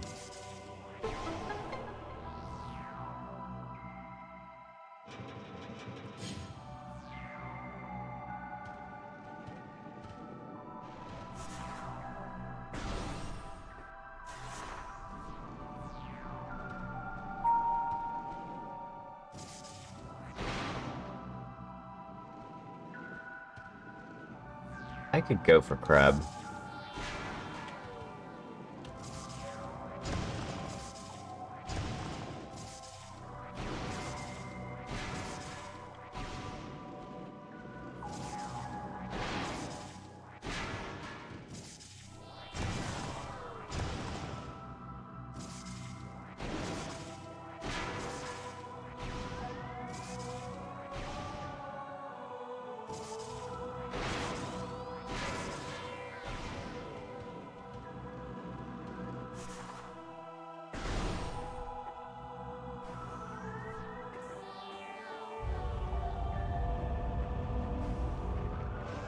Of course.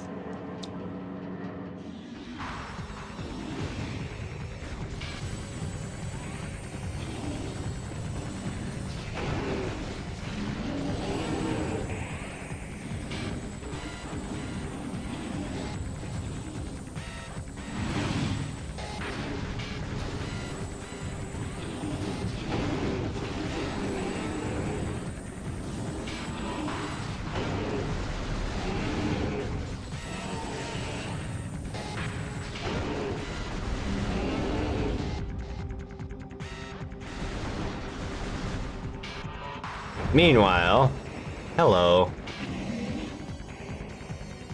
Here's the adult.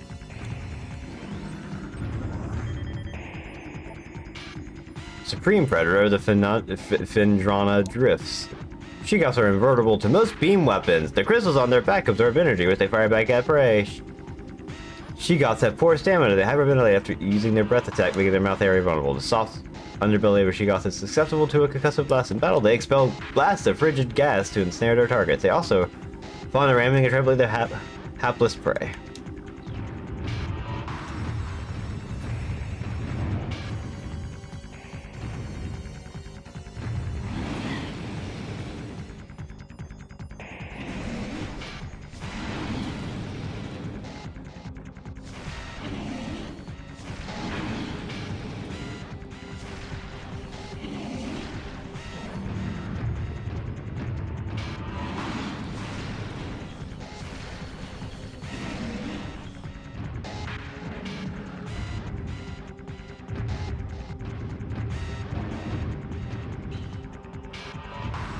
Whatever you like.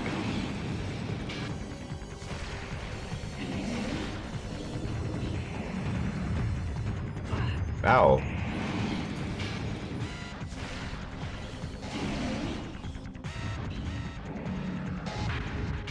I did a lot of talking and my throat's not happy about that.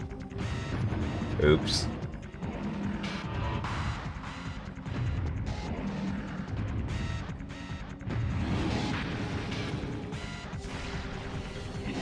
That's fine. After this boss fight, I was thinking of ending it anyway. I guess it's a good, I found a good stopping point, you know?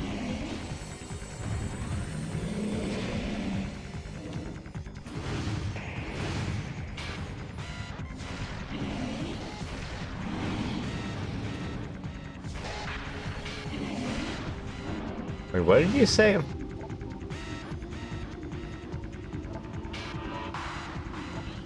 Soften the ability of she also concussive blast. In the battle, they expel blast of frigid ice. So I can probably.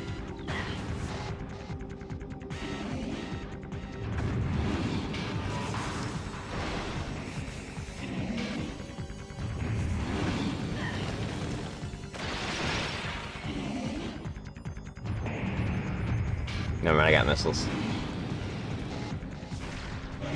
Okay, that's all I needed to do.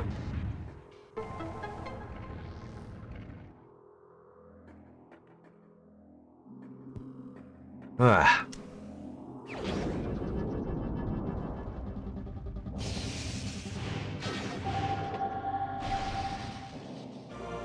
Wave beam!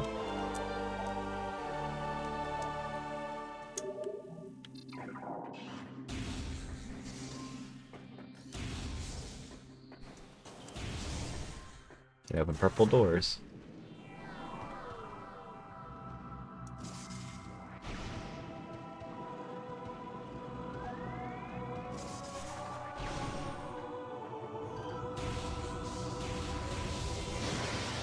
Now we can kill these things.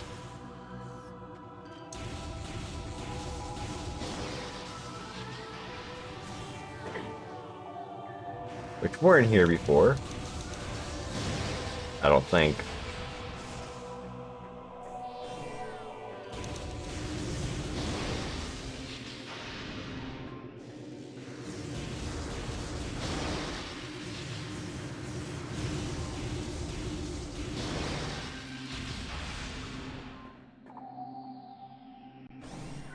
Okay, you know what?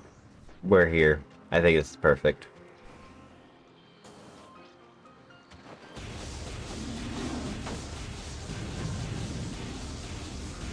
I'll just leave you alone.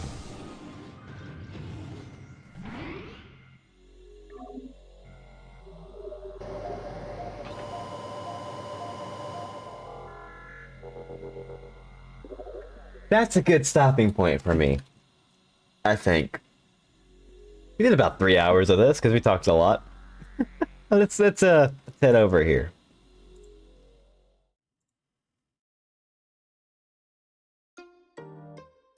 This game's good. I know I talked a lot about Kingdom Hearts, and I apologize for that. But I did have a good time with this game. This game's cool. This game has a really good aesthetic. It's a good chill-out game as well. I don't feel like a lot of intensity stuff unless it's like, you know, as a boss fight where I'm kind of like, okay, I have to figure this out, and then that's cool. I like that.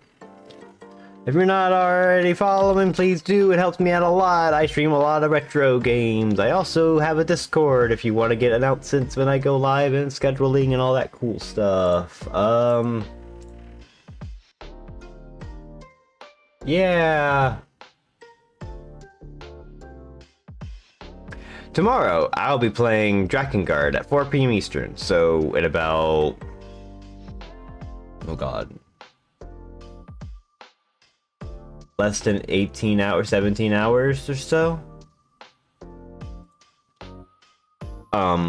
Yeah, I think that game's kind of cool. I may delay it depending on what happens with the whole apartment thing, but other than that, I want to play more Drakengard tomorrow.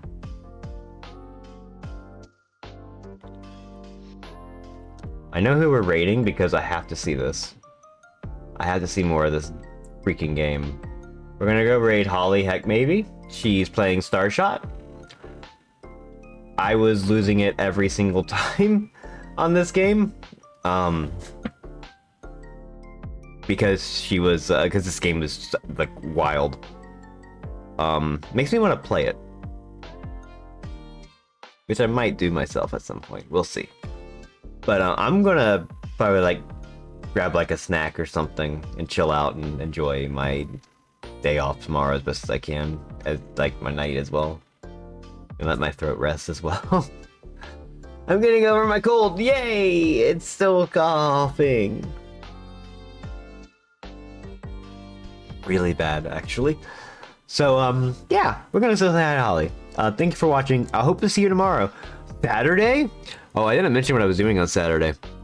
I had it set up to do a whatever stream. I'm gonna be playing some, probably some of those humongous entertainment games that are on Steam. You know, like Putt Putt and Pajama Sam, and we'll see what happens. I might do, but we'll probably do like a Putt Putt game for sure. Those games are wild, by the way. Okay, we're gonna go raid. Have a good one. Have a good night. If you're not already following, please do. It helps me out a lot. Bye-bye.